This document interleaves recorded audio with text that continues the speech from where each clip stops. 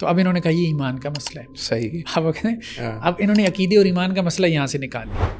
انہوں نے اس قول کے کانٹیکس میں یہ بات کہی کہ زمین حرکت نہیں کر رہی. اور اس دور میں جب کہ ہمارے ہاں یہ آپ کہہ لیں کہ جی سافٹ ویئرز نہیں تھے یا یہ کتابیں جو ہے وہ لوگ مطلب لائبریری میں جا کے پڑھتے تھے یا اپنی لائبریری بناتے تھے علماء, تو اس دور میں اتنی تحقیق بہرحال ایک قابل قدر کام تھا. تو وہاں پر جا کے ان کی بہت مشہور ویڈیو بھی وائرل ہوئی تھی جس میں وہ نماز پڑھ رہے تھے انٹرنیشنل اسپیس اسٹیشن میں جو دنیا کے باہر وہ ریوالو کرتا ہے. تو وہ جو ہے ان سے لوگوں نے پوچھنا شروع کر دیا کہ زمین گول ہے کہ چپٹی ہے. لوگوں نے, حالانکہ ایک وہ بندہ سائنسدان بڑا تنگ آتا ہے ایسی چیزوں سے, انہوں نے پھر ایک انسٹاگرام پوسٹ بھی کی. مزے کی بات ہے میں نے ان سے ای میل پہ بھی پوچھا تو انہوں نے کہا جی جو زمین گول مانے تو اس کا خون جائز ہے. بسم اللہ الرحمن الرحیم. ناظرین کرام السلام علیکم ورحمۃ اللہ وبرکاتہ. میں آپ کا ہوسٹ ڈاکٹر عمر فاروق سعید ریشنل ریفلیکشنز کے ایک اور ایپیسوڈ میں آپ کی خدمت میں حاضر ہوں. آج ہمارے پاس ایک بہت ہی انٹرسٹنگ ٹاپک ہے, ایک اس اعتبار سے بھی کہ دینی اعتبار سے بھی ہمیں کچھ رہنمائی ملے گی, البتہ تھوڑی بہت کوشش بھی کی جائے گی کہ سائنسی اعتبار سے بھی تھوڑی رہنمائی آپ کے گوش گزار کی جائے. مسئلہ کچھ اس طرح سے ہے کہ ایک بہت معروف نیریٹیوز کچھ ہمارے اسلامک ہسٹری میں بھی پائے جاتے ہیں اور آج کل بھی ہیں, یہ مطلب نہیں ہے کہ ہسٹری میں تھے تو اب نہیں ہے. وہ یہ کہ کچھ زمین جس پلانٹ پہ ہم رہتے ہیں اس پلانٹ کی شیپ پلس اس کی موومنٹ جو اس کا موشن ہے, اس کے اوپر دینی اعتبار سے, حالانکہ ایک دیکھا جائے تو خالصتاً سائنسی مسائل معلوم ہوتے ہیں, لیکن دینی اعتبار سے اس پہ کچھ علماء نے رائے زنی کی ہے. وہ کچھ ہمارے نزدیک آج کل کے دور میں جدید سائنس کے اعتبار سے دیکھا جائے تو تھوڑی سی کنٹروورشل ہو جاتی ہے, لیکن اس کے اوپر بہت سے ایسے کچھ ریسرچرز اور اسکالرز گزرے ہیں جو کہ تھوڑی سی کرٹیسائز کر کے تھوڑا سا کرٹیکل ویو اپنے دیتے ہیں, جو کہ بسا اوقات بہت سخت بھی ہو جاتے ہیں.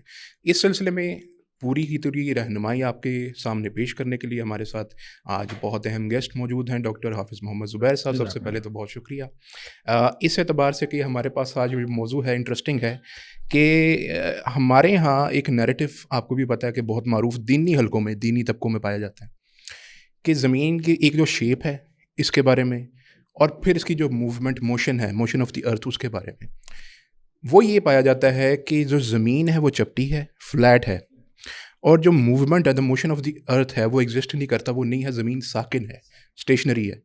آپ پہلے اس کی بنیادی طور پہ بتا دیں کہ آخر ان دونوں چیزوں کی اصل صورتحال کیا ہے, اور پھر جو لوگ اس کے اوپر بات کرتے ہیں کہ یا تو یہ فلیٹ ہے یا اسٹیشنری ہے, وہ آخر کرتی کیوں ہے, سب سے بڑا سوال.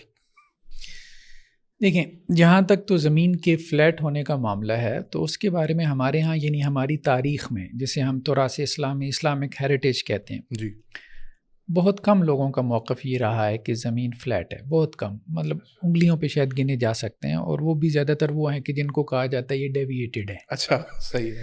عام طور پہ موقف یہی رہا ہے کہ زمین کروی ہے, مطلب آپ کہہ لیں کہ جی گول ہے زمین, ٹھیک ہے. اس کو ہم دیکھتے ہیں پھر آگے چل کے, بلکہ اس کے اوپر اجماع بھی نقل کیا گیا ہے کہ زمین جو ہے وہ گول ہے. اس کے اوپر اہل علم کا یا جو مسلم جیورسٹ ہیں, اسکالرز ہیں, ان کا کنسنسس ہے, ایگریمنٹ. صحیح. ہاں, دوسرا جو مسئلہ ہے, اب آپ نے کہا کہ زمین ساکن ہے, تو اس حوالے سے ایک بڑی تعداد ہمارے یہاں علماء کی رہی ہے جو یہ بیان کرتی رہی ہے کہ جی زمین ساکن ہے. ٹھیک ہے. تو پہلے ہم اس چیز کو لیتے ہیں. اس میں ہمارے ہاں متاخرین میں ایک بڑا نام جو ہے وہ بریلوی اسکول آف تھاٹ کے جو آپ کہہ لیں فاؤنڈر سے, جی, بانی ہیں, مولانا احمد رضا خان بریلوی علیہ رحمہ, اعلیٰ حضرت کے نام سے معروف ہیں.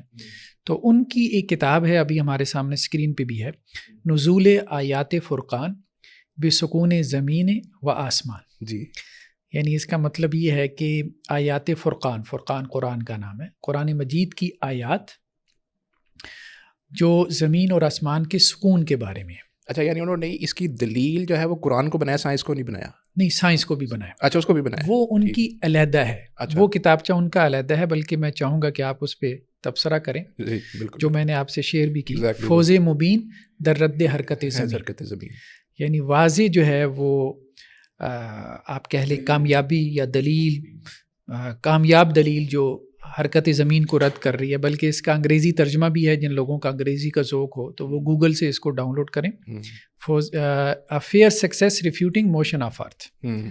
تو یہ آپ کو گوگل سے مل جائے گی. اب اس میں انہوں نے جو کام کیا ہے نا، انگریزی ٹرانسلیٹر نے بھی آگے جو اس کا وہ مقدمہ لکھا ہے، تو اس میں اس نے کہا کہ جی جو تھیریز آئی ہیں زمین کے بارے میں، پہلی تو کاپرنیکس کی تھی، دوسری گلیلیو کی تھی، تیسری کیپلر کی تھی، پھر چوتھی نیوٹن کی، پانچویں آئنسٹائن کی، اور چھٹی اعلیٰ حضرت کی ہے. صحیح. اور نیچے لکھا ہوا ہے کہ وہ فزسٹ ہیں، اسٹرانومر ہیں، میتھمیٹیشین ہیں، فلاسفر ہیں، سائیکالوجسٹ ہیں. تو خیر اس پہ چونکہ اب سائنس میرا تو تھوڑا بہت فیلڈ ہے، اتنا نہیں ہے.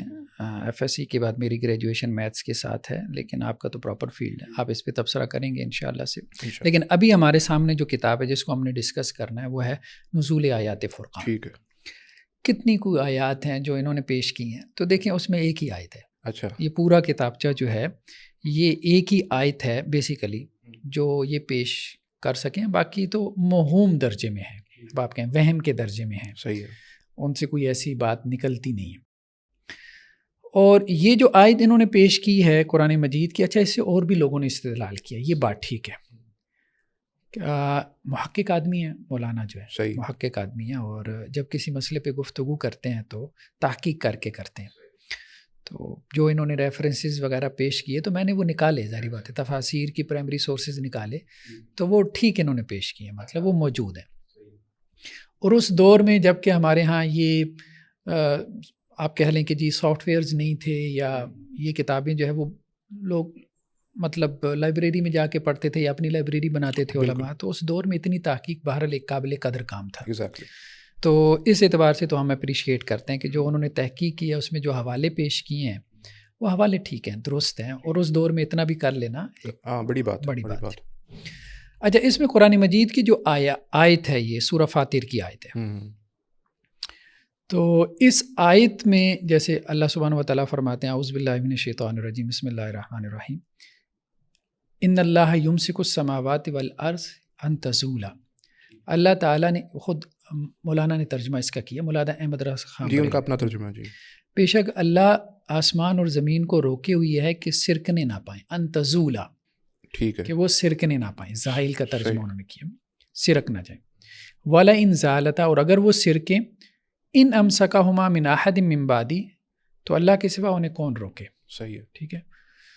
اچھا اب اس میں یہ کہتے ہیں جی اسلامی مسئلہ یہ ہے کہ زمین اور آسمان دونوں ساکن ہیں. اس آیت سے انہوں نے دلیل پکڑی کہ اللہ نے زمین اور آسمان کو سرکنے سے روکا ہوا ہے. نہیں، اس سے تو یہ پتہ نہیں چل رہا کہ جو آربٹ ہے اس کے اندر اللہ اس کو گھما رہا ہے. وہ ہم آگے اس کو بیان کرتے ہیں. ٹھیک ہے. اچھا وہ یہ کہتے ہیں کہ جی زمین اور آسمان دونوں ساکن ہیں، کواکب چل رہے ہیں. صحیح ہے، ستارے چل رہے ہیں. اس کی دلیل کیا ہے؟ کل فی فلک یسبحون. ٹھیک.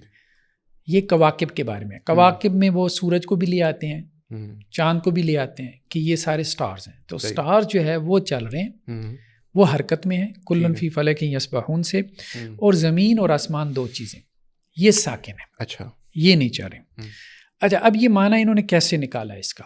یہ کہتے ہیں کہ جی افقہ صحابہ میں جو سب سے فقیہ صحابی تھے حضرت عبداللہ ابن مسعود رضی اللہ عنہ، اور دوسرے جو صحابی ہیں حضرت حذیفہ بن یمان. اچھا، یہ بھی بڑے صحابہ میں سے ہیں. انہوں نے اس آیت کریمہ کی تفسیر میں یہ بات کہی ہے کہ زمین اور آسمان حرکت نہیں کرتے.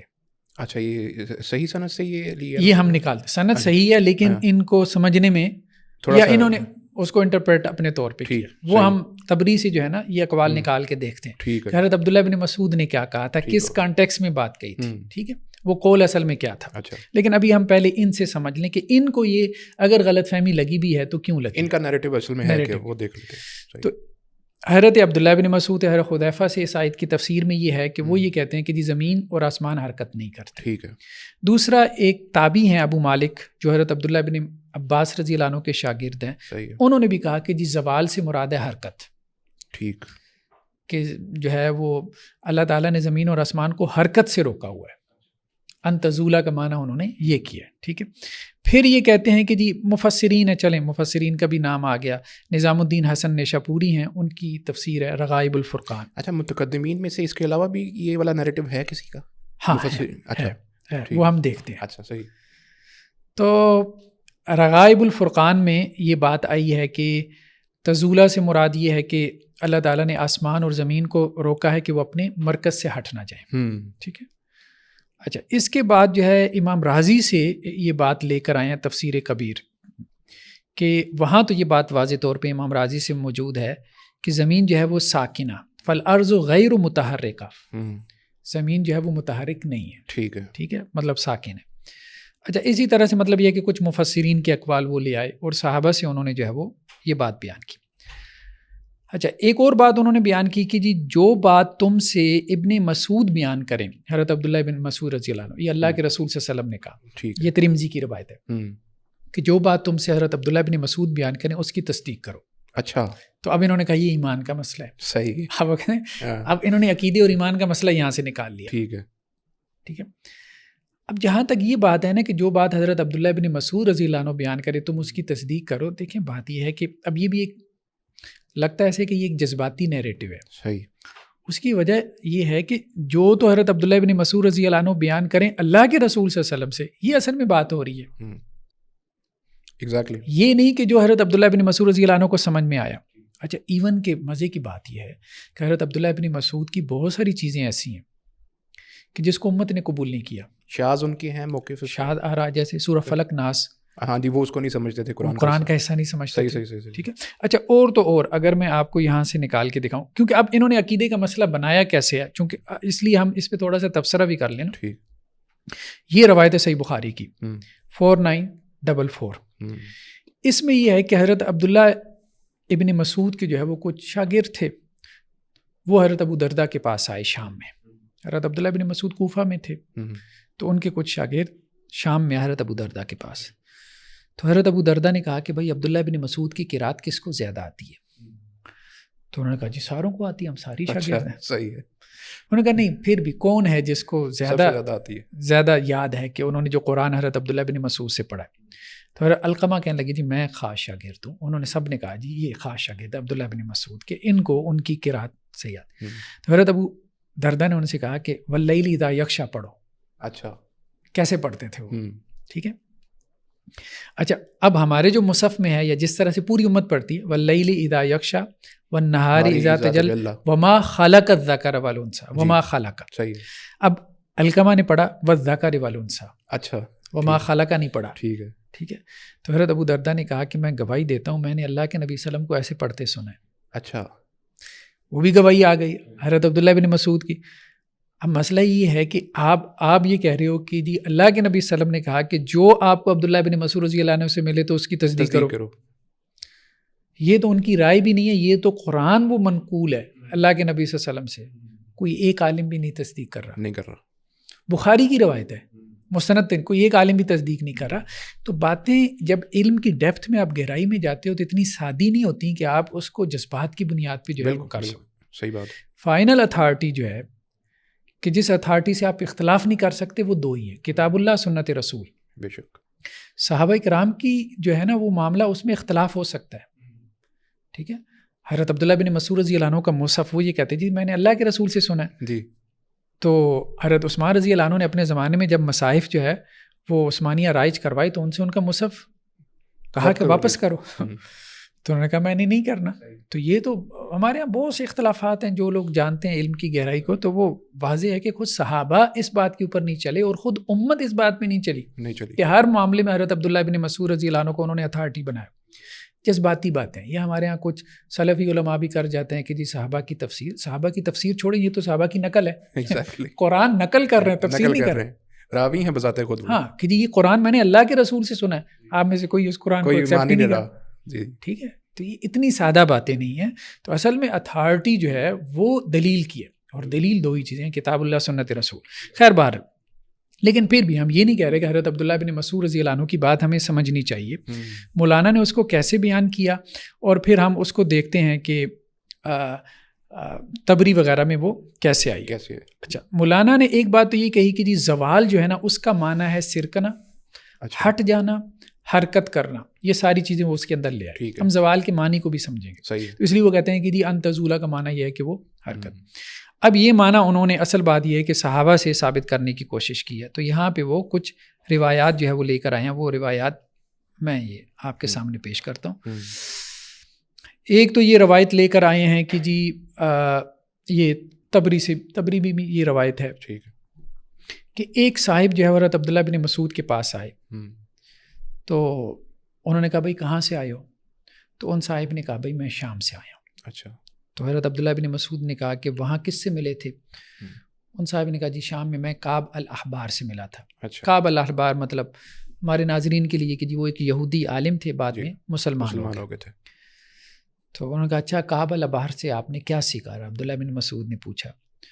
تو وہ کہنے لگا کہ جی انہوں نے مجھے یہ بتایا کہ آسمان جو ہے وہ ایک فرشتے کے کندھے کے اوپر ہے۔ اچھا۔ اور کندھے کے اوپر پڑا ہوا ہے اور گھوم رہا ہے، ٹھیک ہے۔ تو حضرت عبداللہ بن مسعود اسے کہتے ہیں پھر تم نے کعب الاحبار کی بات کی تصدیق کی یا اس کی تکذیب کی؟ یعنی تم نے اس کو سچ سمجھ لیا یا کہا کہ نہیں یہ تو ٹھیک نہیں ہے؟ تو اس نے کہا جی میں نے تو کچھ بھی نہیں کیا، کیونکہ روایتوں میں بھی ہمیں ملتا ہے کہ بنی اسرائیل سے بیان کر لو، حدیث عن بنی اسرائیل ولا حرج، تصدیق و تکذیب نہ کرو، تو شاید اس بندے نے اس وجہ سے تصدیق اور تکذیب نہ کی ہو۔ تو حضرت عبداللہ بن مسعود نے کہا کہ کاش تم اپنا اونٹ اور اس کا کجاوا سب اپنے اس سفر سے چھٹکارے کو دے دیتے۔ کعب نے جھوٹ کہا۔ اچھا۔ ہاں، مطلب وہ جھوٹ کیوں کہا؟ کیونکہ اللہ تعالیٰ یہ کہتے ہیں کہ ان اللہ یمسک السماوات والارض ان تزولا، کہ اللہ تعالیٰ آسمانوں اور زمین کو روکی ہوئی ہے کہ وہ سرکنے نہ پائیں، اور اگر وہ ہٹیں تو اللہ کے سوا انہیں کون تھامے گا۔ تو ابن جریر کے علاوہ نے یہ بھی اضافہ کیا ہے، یعنی ابن جریر کے علاوہ کچھ اور روایتیں ہیں جس میں یہ بھی اضافہ ہے کہ گھومنا ان کے سرک جانے کو بہت ہے، یعنی گھومنا ان کے سرک جانے میں شامل ہے۔ ایک یہ دوسری ایک اور وہ روایت لے کر ہیں، پہلے ہم روایتوں کو دیکھ لیں پھر ہم اصل میں اوریجنل سورسز کی طرف جاتے ہیں۔ یہ ابراہیم نخی سے روایت ہے کہ جندب بجلی جو ہے وہ یہ کہتے ہیں کعب احبار کے پاس جا کے، حضرت عبداللہ بن مسعود نے کہا کہ کعب نے تم سے کیا کہا ہے؟ تو انہوں نے کہا جی کعب نے یہ کہا کہ آسمان چکی کی ایک کلی کی طرح ہے۔ چکی کے درمیان کلی ہوتی ہے نا، چکی گھومتی ہے اس کلی کے گرد، تو آسمان اسی طرح جو ہے وہ ایک کلی کی طرح جو ہے وہ گھومتا ہے، جیسے چکی کی کلی گھومتی ہے، اور وہ آسمان ایک فرشتے کے کندھے کے اوپر ہے۔ اچھا۔ حضرت عبداللہ بن مسعود نے پھر یہ بات کہی کہ دیکھیں یہودیت اس کے اندر سے نہیں نکلی، کعب الاحبار کے اندر سے نہیں نکلی، اللہ تعالیٰ تو یہ فرما رہا ہے ان اللہ یمسک السماوات والارض ان تزولا۔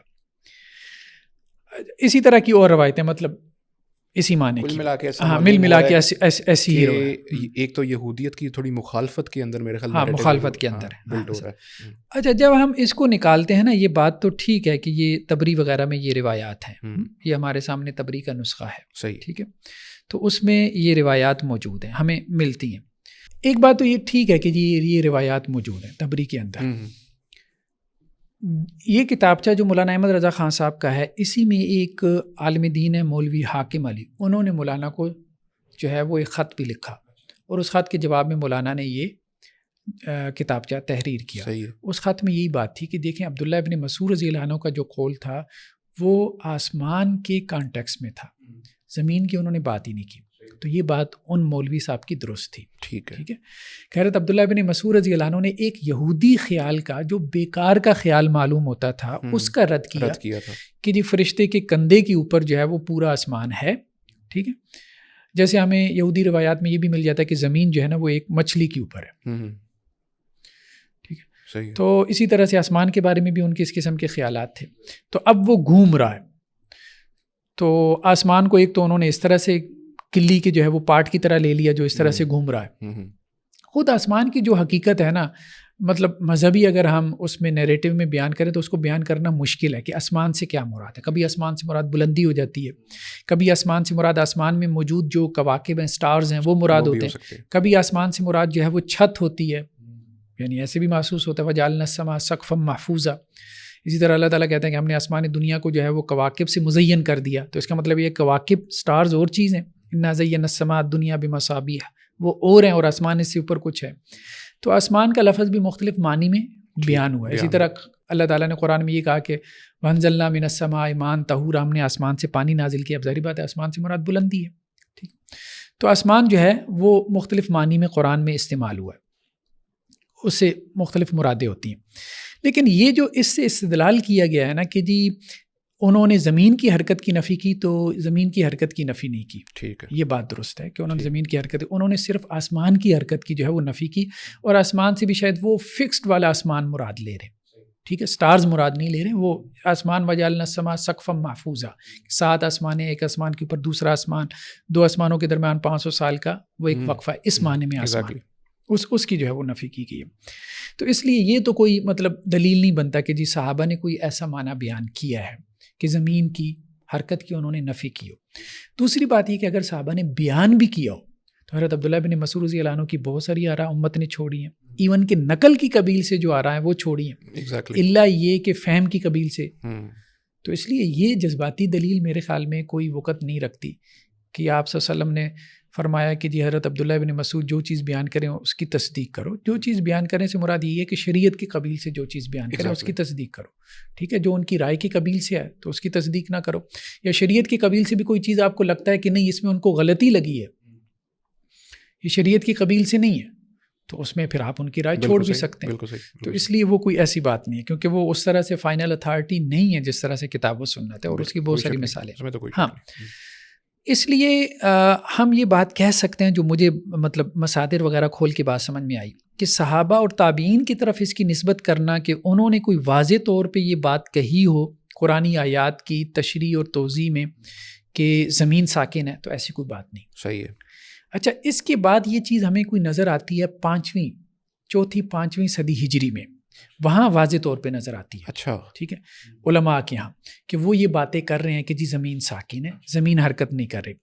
اب مثال کے طور پہ یہ کتاب ہے الفرق بین الفرق، یہ فرقوں کے اوپر، سیکٹس کے اوپر کتاب ہے. ٹھیک ہے، عبد القاہر جو ہے وہ بغدادی کی کتاب ہے، متوفہ 429 ہجری، یعنی 5ویں صدی ہجری کی ہے. ٹھیک، اب اس میں یہ واضح طور پہ لکھتے ہیں وَأَجْمَعُوا عَلَى وُقُوفِ الْأَرْضِ وَسُكُونِهَا، کہ اہل علم کا اس کے اوپر اجماع ہے، یعنی جو بھی یہ حیات اور جغرافیہ اور اس قسم کے جو علوم کا جو ہے وہ ادراک رکھتے ہیں، ان کا اس پہ اجماع ہے کہ زمین واقف ہے، یعنی کھڑی ہوئی ہے اور ساکن ہے. اچھا، کسی چیز کا ایک ٹیکنیکل بات اس میں ہو سکتی ہے کہ اگر کوئی بھی کوئی اسکالر ہے وہ یہ لفظ یوز کرے کہ اجماع ہے فلاں چیز کے اوپر، تو اس کے صرف یہ بات کہنے سے اس چیز کو ایکسیپٹ کر لیا جاتا ہے؟ نہیں، ہاں، یہ اس کے کہنے سے جو ہے یہ بات ایکسیپٹ نہیں کی جا سکتی نا، یہ بات ہے، اس کے کانٹیکس کو دیکھا جاتا ہے. بہت دفعہ میں اجماع کا دعویٰ ہوتا ہے لیکن اس پہ اجماع ہوتا نہیں. ابھی آپ دیکھ لیں اکثر و بیشتر یہی کہیں گے کہ زمین چل رہی ہے. ابھی اردو کے تراجم اٹھا کے دیکھ لیں، انگریزی کے ٹرانسلیشن اٹھا کے دیکھ لیں، اکثر و بیشتر اب آپ کو کہیں گے. ایون کہ بریلوی اسکول آف تھاٹ میں آپ کو کئی ایسے بڑے نام مل جاتے ہیں جو اعلی حضرت کا رد کر رہے ہیں، جیسے پروفیسر غلام رسول سعیدی صاحب علیہ رحمہ، انہوں نے جو ہے وہ اپنی کتاب تفسیر ہے تبیان القرآن میں رد کیا، اس کو بھی ہم دیکھتے ہیں. بالکل بہت اہم. اچھا، اب یہ بات جو ہے کہ اچھا اس میں جب بھی وہ حیت کی بات ہوتی تھی نا تو اس میں مختلف چیزیں. اچھا، دوسرا انہوں نے کہا کہ جی یہ جو قول ہے نا، یہ اس اجماع کی وجہ کیا تھی، یہ انہوں نے آگے چل کے بیان کی. وہ وجہ یہ تھی کہ جی دہریے یہ کہتے تھے کہ ان الارض تحوی ابداً. اس وقت دہریہ یا جو بھی ایتھیسٹ ہوتے تھے جو خالق کو، کریٹر کو نہیں مانتے تھے، ان کا موقف یہ تھا کہ زمین مسلسل نیچے گر رہی ہے، جیسے کھائی کے اندر پتھر گرتا ہے نا، اسی طرح سے زمین نیچے گر رہی ہے. اچھا، اب جو دوسرے لوگ تھے جو مطلب آپ کہہ لیں کہ جی جو مسلمانوں میں سے متکلمین تھے، تو انہوں نے اس قول کے کانٹیکس میں یہ بات کہی کہ زمین حرکت نہیں کر رہی. اس بات کو سمجھنے کی ضرورت ہے، یعنی مطلق حرکت کی بات نہیں ہو رہی تھی، وہ اس حرکت کی بات کہ زمین، کیونکہ اس میں وہ آگے دلیل بیان کرتے ہیں نا کہ اگر یہ ایسا ہوتا تو زمین کسی چیز کے ساتھ ٹکراتی تو صحیح. یہی بات انہوں نے آگے کی نا، ولو کانت کذالک، اگر ایسا ہوتا لواجب الا یلحق الحجر، مطلب کسی جو ہے وہ پتھر وغیرہ سے، ہاں، یا کسی اور سٹار سے اب آپ کہہ لیں. اسی طرح انہوں نے اس پہ بھی اجماع کیا کہ جی زمین متناہیت الاطراف ہے من الجہات، یعنی زمین جو ہے وہ اپنی جہاد کے اعتبار سے متناہی ہے، یعنی کیا کہیں گے، انفینٹ نہیں ہے، فائنائٹ. ٹھیک ہے. اچھا، اب یہ کہتے ہیں کہ جی دوسری طرف یہ بھی انہوں نے اس لیے کہی کہ دہریے یہ کہتے ہیں کہ زمین جو ہے نا اس کی کوئی انتہا نہیں ہے. اچھا، پانچ ڈائریکشن سے اس کی کوئی، نیچے سے اوپر سے تو وہ کہتے ہیں انتہا ہے نا، وہ تو نظر آ گئی، اوپر تو آسمان ہے، نیچے سے اور دائیں بائیں آگے پیچھے سے اس کی کوئی انتہا نہیں. اچھا، اس کا مطلب یہ ہے، یہاں سے یہ بات سمجھ میں آتی ہے کہ اس وقت بھی یہ بات کہنا کہ جی مذہبی سوچ جو ہے وہ ہمیشہ کوئی غلط رخ کی طرف لے کے جا رہی تھی، تو ایسا نہیں تھا. بعض اوقات جو دہری سوچ تھی وہ غلط طرف لے جا رہی وہ غلط کی طرف لے کے جا رہی تھی. تھی. آج وہ مذہبی نقطۂ نظر صحیح پروف ہو گیا کہ زمین جو ہے وہ فائنائٹ ہے, فائنائٹ ہے. اور دہری جو نقطۂ نظر تھا کہ جی زمین جو ہے اس کی کوئی انتہا نہیں ہے, وہ آج غلط ثابت ہو گیا. اسی طرح آسمان کے حوالے سے بھی یہ دونوں موقف تھے. جو مذہبی لوگوں کا موقف تھا وہ یہ تھا کہ وہ بھی فائنائٹ ہے. دہریے یہ کہہ رہے تھے کہ نہیں, وہ فائنائٹ صرف نیچے والی سمت سے ہے, کیا اس کے نیچے زمین ہے نا, اس کو فائنائٹ مان لیا. باقی 5 سمتوں سے انہوں نے, یعنی اوپر سے دائیں بائیں آگے پیچھے سے, انہوں نے اس کو بھی انفینٹ مان لیا. اچھا, دوسری بات یہ ہے کہ مقالات اسلامیین, یہ کتاب ہے ابو الحسن اشعری کی. اس میں انہوں نے یہ بات بیان کی ہے کہ جی وقوف ارض میں اختلاف ہے, اہل علم کا اختلاف ہے. اگرچہ جو انہوں نے اختلاف جو ہے وہ نقل کیا, وہ اختلاف اس طرح کا ہے کہ زمین کس طرح سے کھڑی ہوئی ہے. کچھ نے کہا کہ جی اس کے نیچے جو ہے وہ مچھلی ہے, کچھ نے کہا کہ اس کے نیچے کوئی جسم ہے, کسی نے کہا کہ جی 2 جسم ہیں, ایک ثقیل ہے ایک خفیف ہے. وہ اس قسم کے مقالات کافی زیادہ ہیں. تو اس کا مطلب یہ ہے کہ یہ اختلافات چلتے آ رہے تھے. اچھا, اس میں ایک بات, ایک قول اہم آیا ہے, یہ سفر الحوالی کی کتاب ہے, دکتور سفر الحوالی, معاصر بڑے تو آج کل کے منہج الاشاعرہ فی العقیدہ. تو اس پہ انہوں نے ایک بات کہی ہے کہ جی خطیب بغدادی کا کہنا یہ ہے کہ ان اہل السنہ اجمعوا علی وقوف الارض والسکون ہے. اہل سنت کا اس پہ اجماع ہے کہ زمین کھڑی ہے اور ساکن ہے. یہ خطیب بغدادی نے یہ بات کہی ہے. اور انہوں نے استدلال کیا ہے کہ جی اللہ تعالیٰ کا نام ہے باسط, تو باسط کا مطلب یہی بنتا ہے, باسط الارض, زمین کو پھیلا دیا. ٹھیک ہے. اچھا, اور یہ بات جو ہے نا اصل میں انہوں نے کہی ہے فلاسفہ کے خلاف, کیونکہ فلاسفہ یہ کہتے ہیں کہ زمین حرکت کر رہی ہے. خطیب بغدادی نے کہا کہ فلاسفہ کا قول یہ ہے, تو اہل سنت کا قول یہ ہے کہ زمین ساکن ہے. فلاسفہ کہتے ہیں کہ حرکت کر رہی ہے. صحیح. ٹھیک ہے. اسی طرح صاحب مواقف, یہ بھی ہمارے یہاں عقیدے کی کتاب ہے, علم کلام کی. ٹھیک ہے. ان کا بھی کہنا یہی ہے. ٹھیک ہے. اس پہ انہوں نے ایک تبصرہ لگایا ہے شیخ الاسلام ابن تیمیہ کا, وہ بہت اہم ہے. سفر الحوالی نے, دکتور سفر الحوالی نے خطیب بغدادی کے اس قول کے حوالے سے, کہ امام ابن تیمیہ یہ کہتے ہیں کہ 2 ہمارے یہاں جماعتیں ہیں, ایک فلسفی ہیں ایک متکلمین ہیں. امام ابن تیمیہ یہ کہتے ہیں کہ جو ہمارے فلسفی ہیں نا, جیسے ابن سینا, فارابی وغیرہ, یہ ابن روشن, یہ فلسفی شمار ہوتے ہیں. متکلمین میں جیسے غزالی وغیرہ اور یہ سارے جو ہے وہ اشاعرہ, یہ خطیب بغدادی, یہ سارے جو ہے. ابن تیمیہ یہ کہتے ہیں جہاں تک الہیات کی بات ہے, ٹھیک ہے, مطلب تھیالوجی کی, آپ کی رسالت کی بات ہے, آپ کی آخرت کی بات ہے, تو یہ جو فنڈامنٹل آپ کی بلیفس ہیں نا, اس میں متکلمین کا قول نسبتاً بہتر ہوتا ہے فلاسفہ سے. ٹھیک ہے. اور جہاں تک بات ہے علوم طبیعہ کی, فزیکل سائنسز کی, یا فلاسفی کی, یا علوم ریاضیہ کی, اس میں جو ہے وہ فلسفیوں کا قول زیادہ بہتر ہوتا ہے متکلمین سے. اس کی وجہ یہ ہے کہ یہ ان کا فیلڈ ہے. ٹھیک ہے. اور اس میں ابن تیمیہ یہ کہتے ہیں فإن اکثر اہل الکلام, عموماً جو متکلمین ہیں نا, وہ اکثر و بیشتر جو ہے یہ علوم ریاضی میں یا فلکیات میں یا علوم طبیعہ میں, فزیکل سائنسز میں, یہ عموماً بلا علم ولا عقل ولا شرع, نہ کوئی شرعی دلیل ہوتی ہے, نہ ان کے پاس عقلی, نہ کوئی علمی دلیل, یہ اس قسم کی مطلب یوں کہہ لیں کہ جی باتیں کرتے رہتے ہیں. تو یہ ایک اہم نقطہ ہے. ابن تیمیہ نے بنیاد بنائی ہے کہ بھائی فیلڈ کو ہم دیکھیں گے, متکلمین کا فیلڈ بیسیکلی جو ہے وہ شرع تھا, تو شرع میں ان کا قول بہتر ہوتا ہے. ٹھیک ہے. اور فلاسفہ جو ہے ان کا زیادہ درک, ان کی زیادہ ایکسپرٹی جو ہے وہ اس وقت کی جو بھی گریک فلاسفی تھی, طبیعت, فزکس وغیرہ, وہ ارسطو سے چلی آ رہی ہیں یہ سارے, ظاہری بات ہے, فلکیات وغیرہ, حیات جغرافیہ وغیرہ.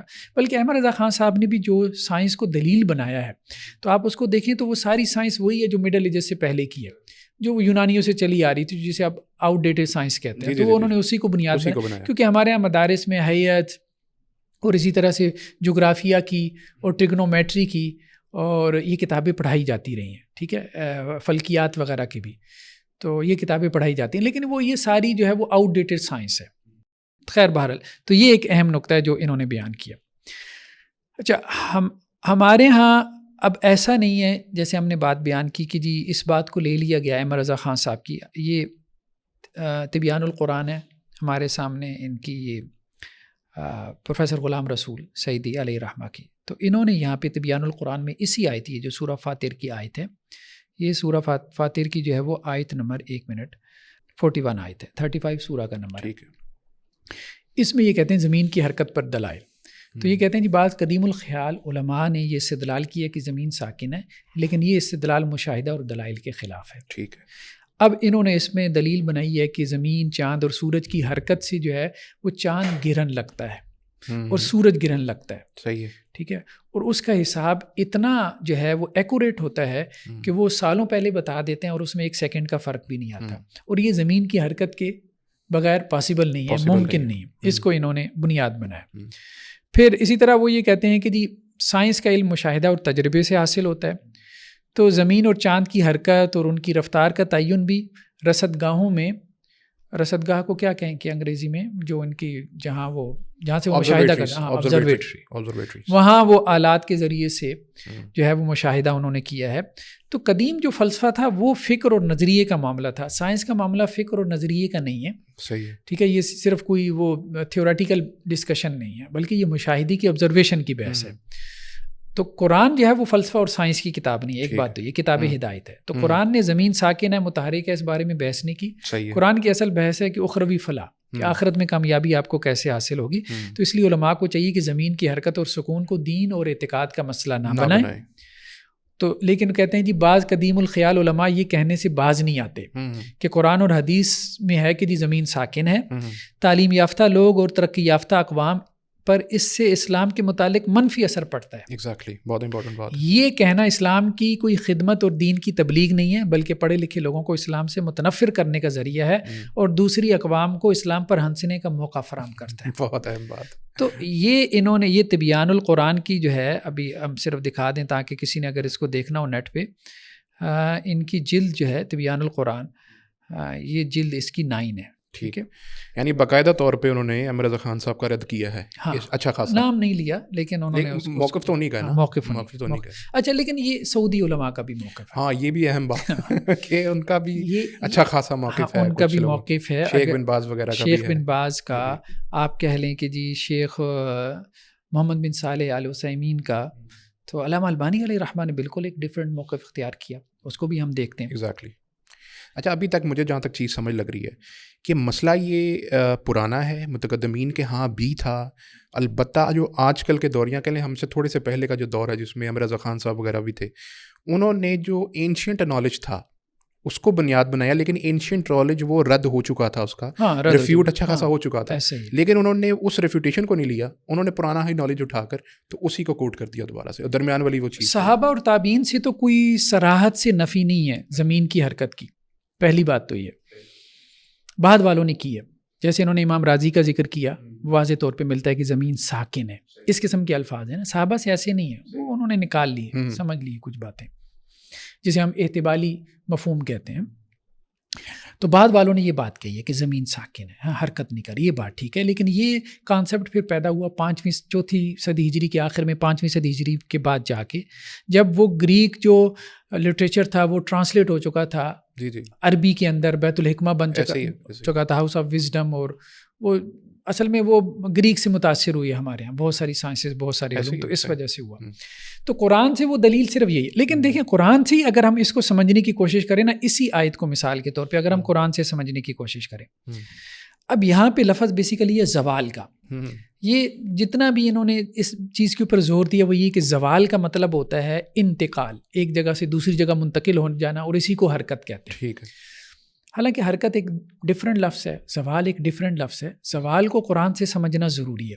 اچھا، جن مولوی صاحب نے احمد رضا خان صاحب کو جو ہے وہ خط لکھا تھا، تو اس میں انہوں نے ایک آیت ذکر کی تھی، وہ آیت بڑی اہم ہے. ٹھیک. لیکن احمد رضا خان صاحب جو ہے نا، انہوں نے اس آیت کو جو ہے وہ مطلب زیادہ وہ اس کو سائڈ پہ کر دیا، زیادہ لفٹ نہیں کروائی. یہ آیت جو ہے ہمارے سامنے سورہ ابراہیم کی 44 نمبر آیت ہے. اچھا. ان تزولا کا لفظ زوال سے نکلا ہے. اب زوال کا لفظ قرآن میں کہیں اور بھی استعمال ہوا ہے، اگر استعمال ہوا ہے تو خود قرآن کی ویکیبلری سے زوال کا معنی متعین ہو جائے گا. کیا ہوگا؟ یہ اہم بحث ہے، اور انداز یہی ہونا چاہیے کہ قرآن کا ایک لفظ ہے، اس کا روٹ ورڈ نکالیں آپ، اور وہی لفظ دیکھیں قرآن میں کہاں کہاں استعمال ہو رہا ہے اور وہاں کیا کیا معنی. بالکل. کفار کے بارے میں کہا گیا اولم تکونوا اقسمتم من قبل ما لکم من زوال، کیا تم نے اس سے پہلے قسمیں کھا کے یہ بات نہیں کہی تھی کہ تمہیں کوئی زوال نہیں ہے. ڈاؤن فال. ٹھیک ہے, ہاں ڈاؤن فال. ڈاؤن فال. اچھا, اب اس میں جو ہے نا انہوں نے یہ بحث کی, وہ مولوی حاکم علی نے, کہ جی دیکھیں یہاں زوال کا مطلب کیا یہ لیا جا سکتا ہے کہ جی کفار جو ہے وہ حرکت نہیں کرتے. صحیح ہے. ایک جگہ سے دوسری جگہ, جو آپ نے کہا کہ جی وہ وہاں زوال سے مراد جو ہے وہ حرکت ہے. ایگزیکٹلی. تو یہ آپ نے بہت اچھا ایک لفظ استعمال کیا ڈاؤن فال کا. یہی ایگزیکٹلی یہی اس کا معنی بنتا ہے. تو اب اس میں بھی احمد رضا خان صاحب نے سلف کے وہ اقوال لے کر آئے. اب سلف میں تبری وغیرہ میں جب آپ جاتے ہیں تو اس آیت کی تشریح میں لکھا ہوا ہے کہ زوال سے مراد ہے موت. تو موت بھی بیسیکلی ڈاؤن فال ہے. ڈاؤن فال ہے. آپ زندگی سے ما لکم من زوال, مطلب تمہیں کیا یہ کہ تم نے مرنا نہیں ہے, تو وہ بھی حیات سے موت کی طرف جب آپ آئیں گے تو ڈاؤن فال ہی ہے. ڈاؤن فال. تو اس لیے اس کا معنی یہی ہے کہ اوپر سے نیچے آنا. اچھا, اوپر سے نیچے آنے میں اچھا ایک تو یہ کیا جا سکتا ہے کہ جی جب اوپر سے بندہ نیچے آ رہا ہے تو یہ بھی تو حرکت ہو گئی. وہ اسی طرح سے چل رہا ہے. اچھا, وہ اسی طرح سے چل رہے ہیں منطقی اور وہ جو ہے نا وہ لاجک کے ساتھ. نہیں, یہ ضروری نہیں ہے, کیونکہ حدیث میں بھی ہمیں یہ لفظ ملتا ہے. اس میں ضروری نہیں کہ فزیکلی جو ہے وہ ڈاؤن فال ہو. بعض اوقات آپ حالت کے اعتبار سے بھی آپ کا ڈاؤن فال ہوتا ہے. ٹھیک ہے, جیسے ایک ملک کا ڈاؤن فال چل رہا ہے تو ملک نیچے نہیں تو نہیں گر رہا, نیچے نہیں گر رہا نا, اس کا ڈاؤن فال چل رہا وہ ہے حالت کے اعتبار سے. جیسے اللہ کے کے نبی صلی اللہ علیہ وسلم کی ایک حدیث ہے مثال کے طور پہ, آپ علیہ السلام نے فرمایا, یہ صحیح مسلم کی روایت ہے, صحیح مسلم میں جو ہے وہ اس کا نمبر ہے 2739, اللہم انی اعوذ بک من زوال نعمتک, میں اے اللہ میں آپ کی نعمت کے زوال سے جو ہے وہ پناہ مانگتا ہوں. تو وہ ایک نعمت آپ کے پاس تھی تو وہ آپ سے چلی گئی نا, تو مطلب آپ امیر سے غریب ہو گئے. اب آپ کی حالت بدلی ہے, حالت میں ڈاؤن فال آیا.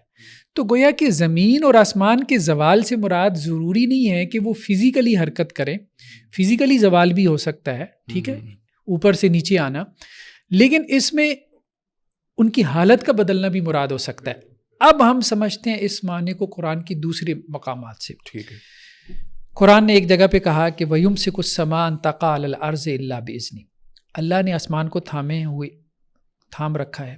یہاں پہ بھی وہی الفاظ ہے نا کہ ان اللہ یمسک السماوات والارض, اللہ نے آسمان اور زمین کو تھاما ہوا ہے, ان تزولا, کہ وہ زائل نہ ہو جائے, سرک نہ جائیں. تو یہاں پہ کیا ہے کہ وَيُمْسِكُ السَّمَاءَ, اللہ نے آسمان کو تھاما ہوا ہے, ان تَقَعَ عَلَى الْأَرْضِ إِلَّا بِإِذْنِهِ, کہ وہ زمین پہ گر نہ جائے. تو زوال سے مراد یہ ہے کہ جو ایک توازن اللہ نے قائم کر رکھا ہے, بیلنس قائم کر رکھا ہے, قوت جاذبہ جسے آپ گریویٹیشنل فورس کہہ لیں یا کوئی اور, کہ وہ گریویٹیشنل فورس ختم ہو جائے اور یہ آپس میں جو نظام ہے یہ دھرم برم ہو جائے. جب قیامت قائم ہوگی تو اسی طرح سے ہوگا نا, سارا نظام دھرم برم ہو جائے گا. جمع الشمس والقمر, سورج اور چاند کو آپس میں ملا دیا جائے گا. تو یہ بیسیکلی کفار کو وہ ڈرایا جا رہا ہے مختلف مقامات پہ کہ دیکھو تم یہ جو شرک کر رہے ہو نا, شرک کر, یہ اتنا بڑا گناہ ہے. ٹھیک ہے, ایک اور جگہ پہ جیسے سورہ مریم میں کہا گیا کہ دیکھو تم نے رحمان کا بیٹا بنا لیا, تکاد السماوات یتفطرن منہ, قریب ہے کہ آسمان پھٹ جائیں, وتنشق الارض, زمین شق ہو جائے, وتخر الجبال حدا, اور پہاڑ جو ہے وہ دھڑم سے گر جائیں, ان دعوا للرحمن ولدا, کہ انہوں نے رحمان کا جو ہے وہ بیٹا بنا لیا. اسی طرح ایک اور جگہ پہ اللہ سبحانہ و تعالیٰ نے کہا خلق السماوات بغیر عمد ترونها, اللہ نے آسمان کو بغیر ستونوں کے پیدا کیا جو تم کو نظر آتے ہوں.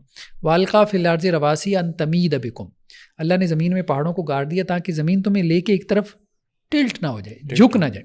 تو اللہ نے پہاڑوں کو گاڑا میخوں کی طرح توازن اور بیلنس قائم کرنے کے لیے. تو اسی طرح سے یہاں پہ مراد یہی تھا کہ اللہ نے اس کو تھامے ہوئے, کیونکہ اس سے پیچھے نا شرک کا ذکر ہو رہا ہے نا, ان کے مشرکین کے شرک. تو اللہ نے زمین اور آسمان کو تھامے ہوئے یعنی روکے ہوئے ہے. اگر اللہ تعالیٰ جو ہے وہ اس کو چھوڑ دے گا تو یہ آپس میں نظام سارا دھرم برم ہو جائے گا, ٹکرا جائیں گے, اپنے مرکز سے اپنے محور سے نکل جائیں گے, اس گریویٹیشنل فورس, اس بیلنس سے, اس توازن سے نکل جائیں گے جس توازن سے یہ پوری کائنات کا نظام چل رہا ہے. تو یہ تھا مطلب اوپر سے نیچے گرنا, آپ زوال کا یہ معنی کر سکتے ہیں. ٹھیک ہے, جیسے قرآن میں دوسرے مقامات پہ آیا. یا یہ بھی ہے کہ ان کی حیت چینج ہو جائے گی زمین اور آسمان کی. یوم تبدل الارض غیر الارض والسماوات, اللہ تعالیٰ قیامت کے دن بھی کہتا ہے نا کہ یہ زمین اور آسمان یہ والے نہیں رہیں گے نا, بدل جائیں گے نا. یسما انفطرت, ٹھیک ہے, جب آسمان کی, اور اسی طرح کہیں پہ کہا اس کی کھال جو ہے وہ کھینچ لی جائے گی, کہیں پہ کہا کہ آسمان پھٹ جائے گا. تو اس سے مراد یہی ہوتی ہے کہ اس کی حیت چینج ہو جائے گی. تو یہ اصل میں مراد تھی زوال سے.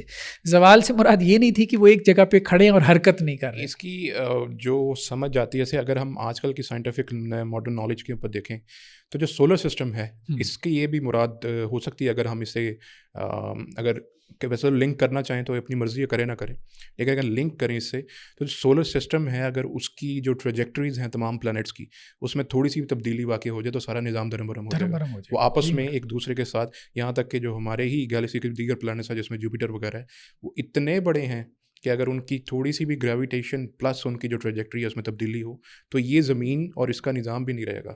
سورج کے اندر سولر سسٹم جو ہے وہ اللہ کے تھامنے ان کو اپنے ہی مدار آربٹ میں ریوالو کروانے سے ہی چل رہا ہے, اس کے بغیر وہ چل ہی نہیں سکتا. تو وہی ہے مطلب یہ کہ زوال کا معنی وہی ڈاؤن فال ہے نا. ایگزیکٹلی یہ نظام جہاں کھڑا ہے وہاں سے گر جائے گا.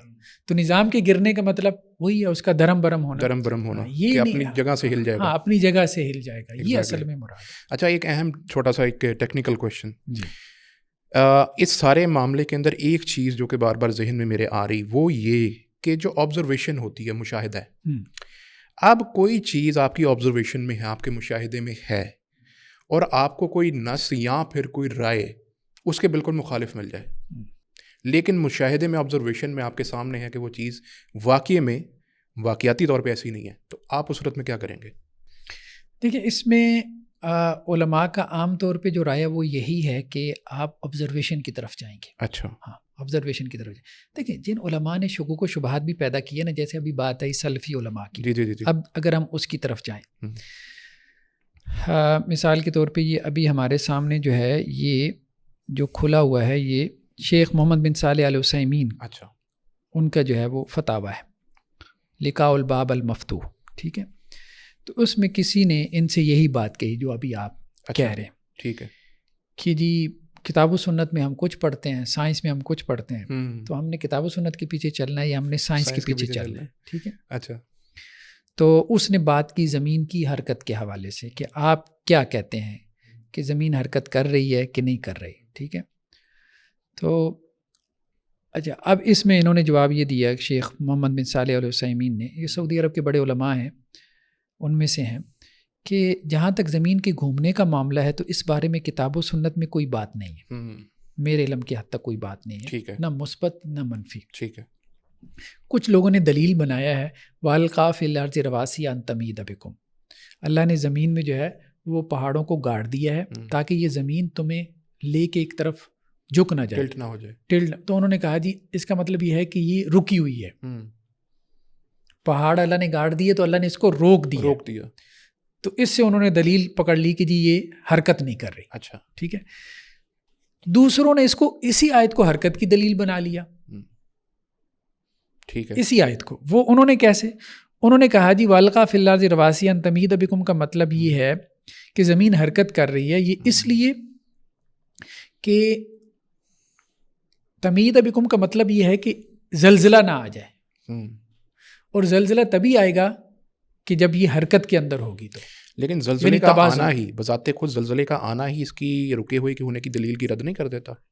ہاں کہ زلزلہ آتا ہے تو زمین حرکت تو کرتی ہے, حرکت کرتی ہے, تو یہ اس کی کل کا رد نہیں ہو جاتا کہ بالکل حرکت نہیں کرے گی, ہوتی تو ہے. تو وہ یہی کہتے ہیں نا کہ ان تمید بکم کا مطلب یہ ان تضطربا, اور اضطراب جو ہے یہ عربی زبان کے اندر جو ہے وہ اس کی اصل حرکت ہے. ٹھیک ہے, ٹھیک ہے, کہ اللہ تعالیٰ نے اس کو اضطراب سے روکا ہوا ہے. اضطراب سے مراد یہ ہے کہ عدم توازن سے روکا ہوا ہے. ٹھیک ٹھیک ہے, یہ اصل میں مراد ہے. تو وہ یہ کہہ رہے ہیں کہ اصل میں علماء نے ایک آیت سے جو ہے وہ اس کی عدم حرکت پہ استدلال کیا, دوسروں نے اسی آیت سے حرکت پہ استدلال کر لیا. تو میرے خیال میں ہمیں اس طرف جانا نہیں چاہیے. ٹھیک ہے, مطلب اس کھیل میں ہمیں پڑھنا نہیں چاہیے. ان کے کہنے کا مقصد یہ. پھر انہوں نے کہا دوسری بات یہ ہے کہ سورج حرکت کر رہا ہے. یہ بات جو ہے وہ ہمیں قرآن سے ملتی ہے. ٹھیک ہے, جیسے وَتَرَ الشَّمْسَ إِذَا طَلَعَتْ تَزَاوَرُ عَنْ كَهْفِهِمْ, تزاور سے انہوں نے وَإِذَا غَرَبَتْ تَقْرِضُهُمْ ذات الشمال, تقرضم سے انہوں نے اس کی دلیل نکالی. تو انہوں نے کہا بس اس کا انکار نہ کریں, سورج کی حرکت کا انکار نہ کریں. پھر اس کے بعد انہوں نے ایک اور بات کہی ہے کہ سائنس والے یہ کہتے ہیں کہ جی زمین کی حرکت سے جو ہے وہ دن اور رات کا نظام بن رہا ہے. ٹھیک ہے, یعنی زمین اپنے محور کے گرد گھوم رہی ہے, تو جو حصہ سورج کے سامنے آ جاتا ہے تو وہاں دن ہوتا ہے, جو پیچھے ہوتا ہے تو وہاں رات ہوتی ہے. ٹھیک ہے.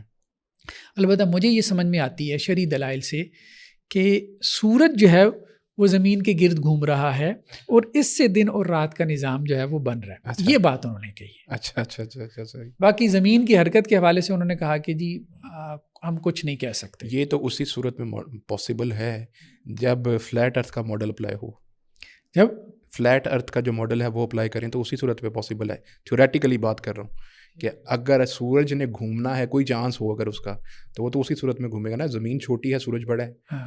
تو یہ جو کہتے ہیں وہ جو فلیٹ ارتھ کا ماڈل ہے نا کہ وہ اس کے ارد گرد گھومتی ہے. فلیٹ ارتھ میں یہ کہتے ہیں کہ آپ زمین چپٹی ہے، فلیٹ ہے، اور جو سورج یا چاند ہے وہ اس کے ارد گرد گھوم رہے ہیں اوپر. تو اس کی وجہ سے دن اور رات آتے جاتے ہیں. حالانکہ اس کا آگے چل کے سائنٹیفکلی میں انالیسس کروں گا، لیکن یہ میرے خیال میں ان کی مراد یہ ہو سکتی ہے. ایک نیریٹو فلیٹ ارتھ کا بھی بظاہر موجود ہے. اور اسی طرح دوسرے جو سعودی عالم ہیں شیخ بن باز رحمہ اللہ، انہوں نے بھی، میں چاہوں گا ضرور کہ ان کا بہت معروف ایک تکفیر والا معاملہ ہے اس سلسلے میں، وہ بھی ضرور بتائیں. ان کا بھی. تو یہ شیخ صالح العثیمین کا ایک اور بھی مجموع فتاوی و رسائل عثیمین ہیں، یہ بھی دیکھ لیں آپ. مطلب اسکرین پہ ہم دکھا دیتے ہیں، کسی نے تفصیل سے ان کی جو ہے نا یہ بحث پڑھنی ہو تو انہوں نے کہا جی کچھ لوگوں نے اس سے بھی دلیل پکڑی ہے. اللہ الذی جعل لکم الارض قرارا، اچھا، کہ جی اللہ تعالیٰ نے زمین کو جو ہے وہ ٹھہرا دی ہے.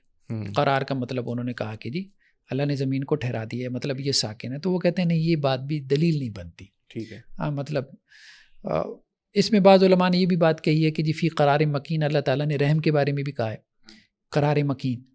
ٹھیک ہے، تو اب رحم اس کا مطلب یہ تو نہیں کہ حرکت نہیں کرتا. تو وہ کہنے کا مقصد یہ ہے کہ یہاں پہ علماء نے یہ بات کہی ہے، سعودی علماء نے، کہ حرکت اور عدم حرکت ہم قرآن سے ثابت نہیں کر سکتے. ٹھیک ہے، ایک بات قرآن سے ثابت ہوتی ہے سورج حرکت کر رہا ہے، وہ تو شاید سائنس والے بھی ایگری کرتے ہیں. exactly. ہاں، جس بات میں ان کو غلطی لگی ہے وہ شاید یہ ہے کہ دن اور رات کا جو نظام ہے یہ اس وجہ سے نہیں بن رہا. اچھا، وہ فلیٹ ارتھ نہیں مانتے. سعودی جتنے بھی علماء ہیں نا، شیخ بن باز تو نہیں کہتے اس بارے میں کہ فلیٹ ارتھ کے بارے میں، یہ سارے جو ہے نا اس کو اسفیریکلی مانتے ہیں. اچھا. اس کی وجہ یہ ہے کہ اس پہ ابن تیمیہ وغیرہ نے اجماع نقل کی ہے کہ زمین جو ہے نا وہ اسفیریکل ہے. وہ تو صحیح ہے، وہ تو ہے، لیکن جو شیخ بن باز کے بارے میں معروف ہے ایک موقف، ہاں وہ ہم دیکھتے ہیں. اب یہ جیسے مثال کے طور پہ یہ شیخ بن باز جو ہے نا ان کا فتاوی ہے. ٹھیک ہے، اس میں ایک چیز یہاں پہ نقل ہوئی ہے کہ جی دیکھیں یہ 1966 میں اپریل میں فلاں جگہ پہ یہ چیز آپ کے حوالے سے پبلش ہوئی ہے. اچھا، کہ جی آپ یہ کہتے ہیں کہ جی جو بندہ یہ کہے کہ زمین جو ہے نا وہ اسفیریکل ہے، ہاں، ٹھیک ہے، تو اس کا خون جائز ہے. اور جو یہ کہے کہ جی زمین جو ہے وہ سورج کے گرد گھوم رہی ہے، اس کا بھی خون جو ہے وہ جائز ہے. مطلب وہ تکفیر ہو گئی، تکفیر اس کی ہو گئی.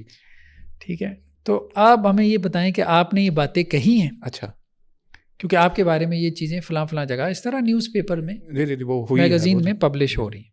یہ اپریل 1966 وہ کٹنگ بڑی فیمس ہے اس کی. تو انہوں نے جواب میں یہ بات کہی ہے، سبحانک ھذا بہتان عظیم. اچھا، ہاں، یہاں سے انہوں نے شروع کیا. ٹھیک ہے. وہ جوابی عن ذالک ان اقول، میرا جواب اس کے بارے میں کیا ہے کہ میں یہ کہتا ہوں یہ بہتان عظیم ہے. اچھا، ٹھیک ہے. تو باقی انہوں نے کیا کیا میں اس طرف نہیں جاتا. میں نے کیا کہا ہے، ٹھیک ہے، وہ تو اب ظاہری بات ہے نیوز والے جو مرضی چھاپتے ہیں. ٹھیک، میں نے کیا کہا ہے وہ میں تمہیں بتا دیتا ہوں. میں نے جو کہا تھا اس میں یہ بات نہیں تھی کہ زمین جو ہے نا وہ اسفیریکل نہیں ہے. میں نے زمین کے کروی ہونے کا، اس کے گول ہونے کا انکار نہیں کیا. ایک بات تو انہوں نے کہی. تو میں کیسے کہہ سکتا ہوں کہ جو اس کا خون جو ہے وہ جائز ہے جو زمین کو گول کہتا ہے. میں نے تو یہ بات ہی نہیں کی. بلکہ میں نے تو اس میں یہ بات نقل کی تھی کہ ابن قیم یہ کہتے ہیں کہ زمین گول ہے. صحیح ہے. میری جو پہلی بات تھی اس میں یہ ابن قیم علیہ رحمہ یہ کہتے ہیں زمین گول ہے. ٹھیک ہے، تو میں نے تو یہ بات کہی تھی. تو اب اس بات کو انہوں نے کیا بنا دیا کہ جی انہوں نے کہا جی جو زمین گول مانے تو اس کا خون جائز ہے.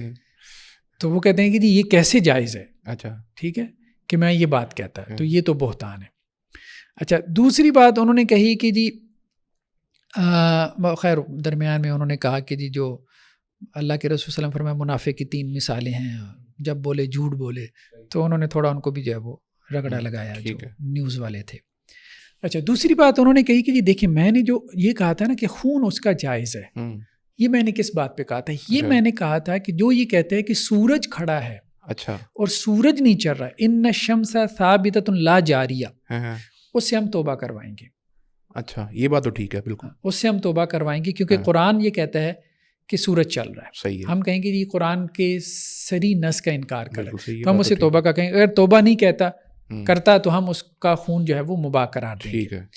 تو یہ کہنے لگے کہ جی یہ بات تھی جس کو انہوں نے پھر اس طرف لے گئے کہ جی یہ کہہ رہے ہیں کہ جی زمین فلیٹ ہے اور جو زمین کو کہتا ہے کہ جی گول ہے تو اس کا خون جائز ہے. اچھا تو وہ جو یہ کہتے ہیں کہ جی زمین رکی ہوئی ہے، ٹھیک ہے، اور جو کہتا ہے کہ جی زمین چل رہی ہے، حرکت کر رہی ہے تو اس کا خون جائز ہے، تو وہ کہتے ہیں نہیں میں نے ایسی کوئی بات نہیں کہی، میں نے کوئی ایسی بات نہیں کی.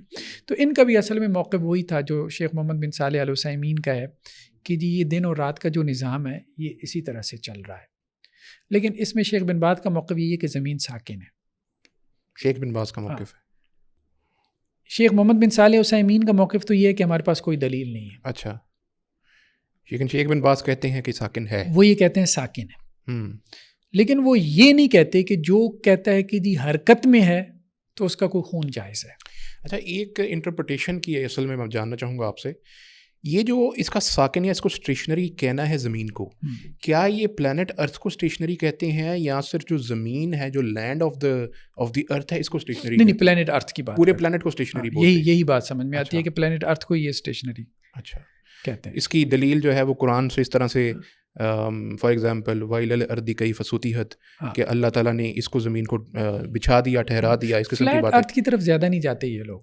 اس کی وجہ یہ ہے نا، یہ دیکھیں نا، یہ اب یہاں پر ہے یہ امام ابن تیمیہ سے، امام ابن تیمیہ سے یہ بات یہاں پر آئی ہے کہ انہوں نے اپنے فتاویٰ میں اجماع نقل کی ہے اس بات کے اوپر کہ زمین کیا ہے، یہ کروی ہے، اسفیریکل ہے.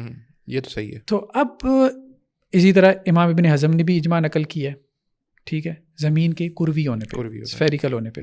اسی طرح کچھ اور بھی انہوں نے علماء کا ذکر کیا. اچھا اس میں دلائل بھی جو ہے وہ بیان کرتے ہیں. اب جیسے شیخ محمد بن صالح ال عثیمین نے دلیل نقل کی ہے زمین کے کروی ہونے کی. اچھا عجیب بات ہے، آپ یہ کہہ رہے ہیں نا کہ جی فلیٹ ارتھ کے بغیر وہ ممکن نہیں ہے، لیکن وہ اس کو فلیٹ کی طرف نہیں جاتے نا. اچھا جیسے یہ یکور اللیل علی النہار و یکور النہار علی اللیل، کہتے ہیں اللہ تعالیٰ یہ کہتے، اچھا وہ سائنس کی طرف نہیں جاتے، وہ سارا قرآن سے ثابت. وہی بات ہے نا، اصل مسئلہ یہ چل رہا ہے. تو وہ کہتے ہیں کہ جی اللہ تعالیٰ تکویر کا مطلب ہوتا ہے جیسے قور الامامہ، امامہ جو ہے وہ گول کر کے آپ اوپر پھیر لیتے ہیں نا. تو اسی طرح یہ تکویر اسی وقت ممکن ہے جب یہ گول ہو. تو زمین گول ہے، قرآن سے بھی ثابت ہے، اجماع سے بھی ثابت ہے، زمین گول ہے. وہ اس طرف نہیں جا رہے نا. ٹھیک ہے. اصل میں وہ زمین کی شیخ محمد بن صالح عثیمین تو اس طرف چلے گئے کہ ہمیں اس کی حرکت کے بارے میں نہیں پتہ، ہم اس کے بارے میں خاموشی اختیار کرتے ہیں. باقی یہ ہے کہ سورج حرکت کر رہا ہے اور وہ زمین کے گرد حرکت کر کے جو ہے وہ دن اور رات کا نظام بنا رہا ہے. شیخ بن باز کا موقف یہ ہے کہ نہیں زمین ساکن ہے. اچھا اس کے اسفیریکل ہونے کا وہ بھی انکار نہیں کرتے. انہوں نے کہا ابن قیم نے یہ بات کہی ہے، تو میں نے تو اپنے بیان میں یہ کہا تھا کہ ابن قیم یہ کہتے ہیں. اب وہی بات ہے، یہ تو عملی اسکول آف تھاٹ کے ہے نا، اور یہ دونوں تو بڑے ائمہ ہیں نا. ایسے ہی. تو اس لیے سعودی علماء کا موقف زمین گول ہونے کا ہی ہے عام طور پہ، لیکن ساتھ اسٹیشنری ہونے کا. ہاں اسٹیشنری ہونے کا، یہ ان میں سے بھی بعض کا. جیسے اب دیکھیں نا، 3 بڑے لوگ ہیں. محمد بن صالح عثیمین تو کہتے ہیں اس بحث میں ہی نہ پڑے، اچھا ہمارے علم میں نہیں ہے. ہاں ایک سوال پیدا ہوتا ہے کہ جی دن اور رات کیسے بن رہے ہیں، پھر تو ہم اس کا جواب یہ دیتے ہیں کہ سورج زمین کے گرد گھوم رہا ہے، بس بات ختم. اس میں ایک چیز جو ابھی تک بھی میرا کنسرن بار بار ہو رہا ہے کہ یہ ساری دلیل تو قرآن سے پکڑ رہے ہیں. ہاں ایک سائنٹیفک فینومینن کی دلیل قرآن سے پکڑ رہے ہیں، تو ان کے ہاں کیا جو سائنٹیفک دلیل ہے اس کی کیا حیثیت یا وقت ہے؟ پہلی چیز آبزرویشن کی حیثیت کی. غالباً کوئی شیخ البانی وغیرہ نے بھی اس پہ بڑا اچھا ایک موقف تھا کہ اگر آپ کے پاس کوئی ریفرنس وغیرہ تو آپ ضرور دیں ناظرین کے لیے، کہ اگر آبزرویشن میں آپ کے پاس ایک چیز آ گئی اور اس کے اگینسٹ آپ سمجھتے ہیں کہ آپ کے پاس کوئی نہ قرآن سے آپ کو انٹرپریٹیشن کر رہے ہیں یا کہیں سے آپ کو کسی علماء میں سے سلف میں سے کسی کی رائے مل رہی ہے، ہم اس کو کیسے پھر لیں گے؟ آپس میں کانفلکٹ کو کیسے سولو کریں؟ اس میں شیخ محمد بن صالح ال عثیمین نے بھی ایک بات کہی ہے. انہوں نے کہا جی دیکھیں بات یہ ہے کہ زمین کی جو حرکت ہے نا، یہ ابھی اس طرح کا مشاہدہ نہیں ہے کہ سب بندے اس کا مشاہدہ کر سکیں. اگر ہم سب اس کا مشاہدہ کرنے کے قابل ہو جائیں نا تو ہم قرآن مجید اور نص کی تعویل کریں گے. ٹھیک ہے. ٹھیک ہے, ہم یہ نہیں کہیں گے پھر. لیکن اصل دیکھیں وہ کہاں پھنسے ہوئی ہیں, اصولی طور پہ وہ اس کو مشاہدہ مان ہی نہیں رہے. اچھا, وہ کہتے ہیں مشاہدے میں نہیں ہے, ابھی مشاہدے میں نہیں. اچھا, ابھی تک مشاہدے میں نہیں, یعنی مشاہدے سے مراد یہ ہے کہ اب جیسے وہ نیوٹن کا مشاہدہ تھا نا, سیب نیچے گرا, نیچے گر گیا, اب یہ تو ہر بندے کے مشاہدے میں آ گیا. اب ہم میں سے ہر ایک نے جو ہے وہ زمین سے باہر نکل کے اسپیس میں جا کے مشاہدہ تو نہیں کیا کہ زمین گھوم رہی ہے. اچھا, جو ویسے جو گریوٹی ہے وہ تو ہوتی ہی اس لیے ہے کیونکہ وہ جب تک زمین کی حرکت نہیں ہوگی تو گریوٹی تو ہو ہی نہیں سکتی. گریوٹی کی ہونے کی وجہ ہی زمین کی حرکت ہے. گریوٹی کا پھر یہ کیا انٹرپریٹیشن کریں گے؟ ایک چیز ہے مشاہدہ, ہاں, اور ایک ہے آپ کی سائنٹیفک کیلکولیشن. دیکھیں نا, دونوں میں آپ فرق کریں نا. ٹھیک ہے, کہ آپ نے ایک چیز سائنٹیفک کیلکولیشن سے ڈرائیو کی ہے اور ایک آپ نے مشاہدے سے جو ہے. تو وہ کہتے ہیں مشاہدہ اور حس جو ہے نا, ہم یہ نہیں کہتے کہ جی مشاہدہ اور حس کا آپ انکار کریں, نہیں, یہ نہیں ہم کہتے. تو یہ بات ان کی کسی حد تک ٹھیک ہے. کچھ سائنٹیفک چیزیں ایسی ہیں جو مشاہدے سے اور حواس سے ثابت ہیں. اب اصل سوال تو یہ پیدا ہوتا ہے نا کہ کیا زمین کی حرکت مشاہدے اور حس سے ثابت ہے یا سائنٹیفک کیلکولیشن سے ثابت ہے؟ میں نے ایک دفعہ فیس بک پہ ویڈیو پہ پوسٹ کی تھی, اچھا, یہ کہ جی کیا زمین کی حرکت کی کوئی اوریجنل ناسا کی ویڈیو ہے؟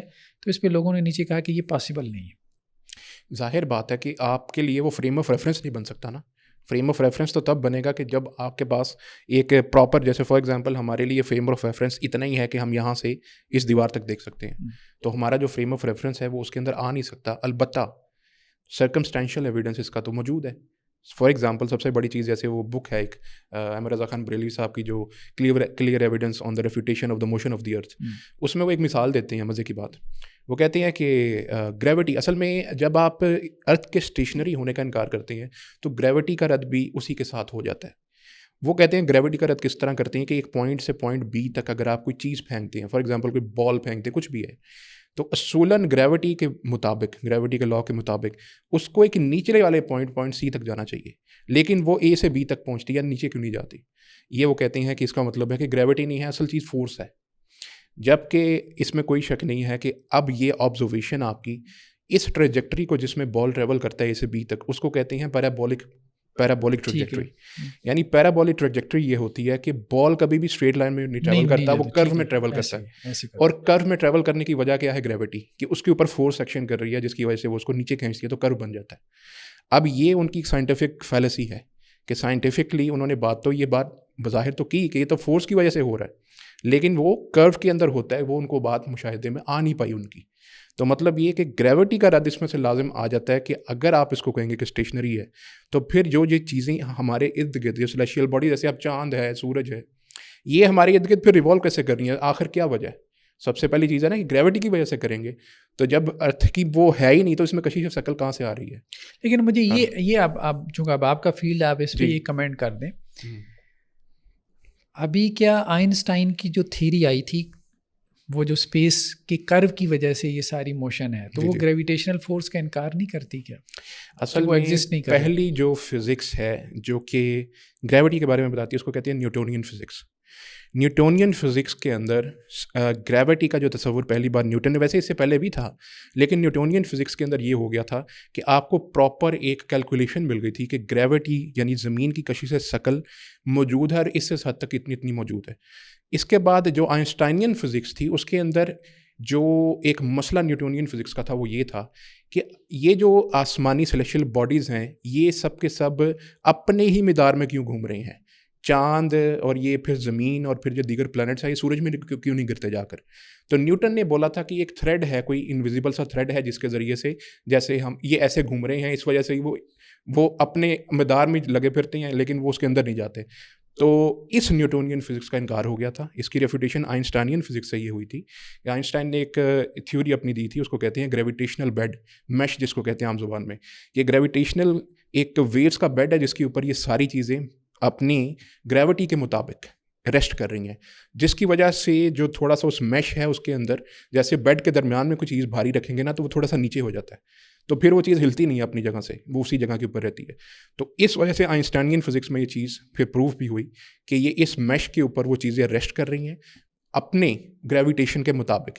اور اگر اس کی گریوٹی اتنی زیادہ ہو جائے کہ وہ اس کے اندر کوئی بالفرض کوئی سوراخ کا ڈالنے کے قابل ہو جائے تو اس کو بلیک ہول کہتے ہیں کہ بلیک ہول کی گریوٹی جو کہ بہت زیادہ ہوتی ہے تو پھر اس کے اندر ایک سوراخ کہہ لے کے عام زبان میں ہو جاتا ہے اور اس کے اندر سے پھر کوئی وارم ہول کوئی دیگر رستہ کسی دوسری یونیورس کا نکل آتا ہے. تو یہ پھر ایک ریلیٹیوٹی کے اندر ایک آپ کہہ لیں کہ وارم ہول اصل میں یہ ہوتا ہے کہ ایک سیب کے اندر جیسے وہ کیڑا سیدھا نکل جاتا ہے نا اوپر سے جانے کی بجائے, تو اس لیے وہ کہتے ہیں درمیان سا راستہ نکل آتا ہے. تو آئنسٹائنین فزکس کا تو یہ ہے کہ وہ یہ کہتے ہیں کہ جو گریوٹی ہے ساری کے ساری چیزوں کی وجہ اپنے مدار میں موو کرنے کی وہ گریوٹی ہے, اور اس کے اندر سورج میں نہ جانے کی وجہ یہ گریویٹیشنل میش ہے جو کہ یہاں پہ ان سب چیزوں کے نیچے ہوتا ہے اپنی اپنی گریوٹی کے میس کے مطابق.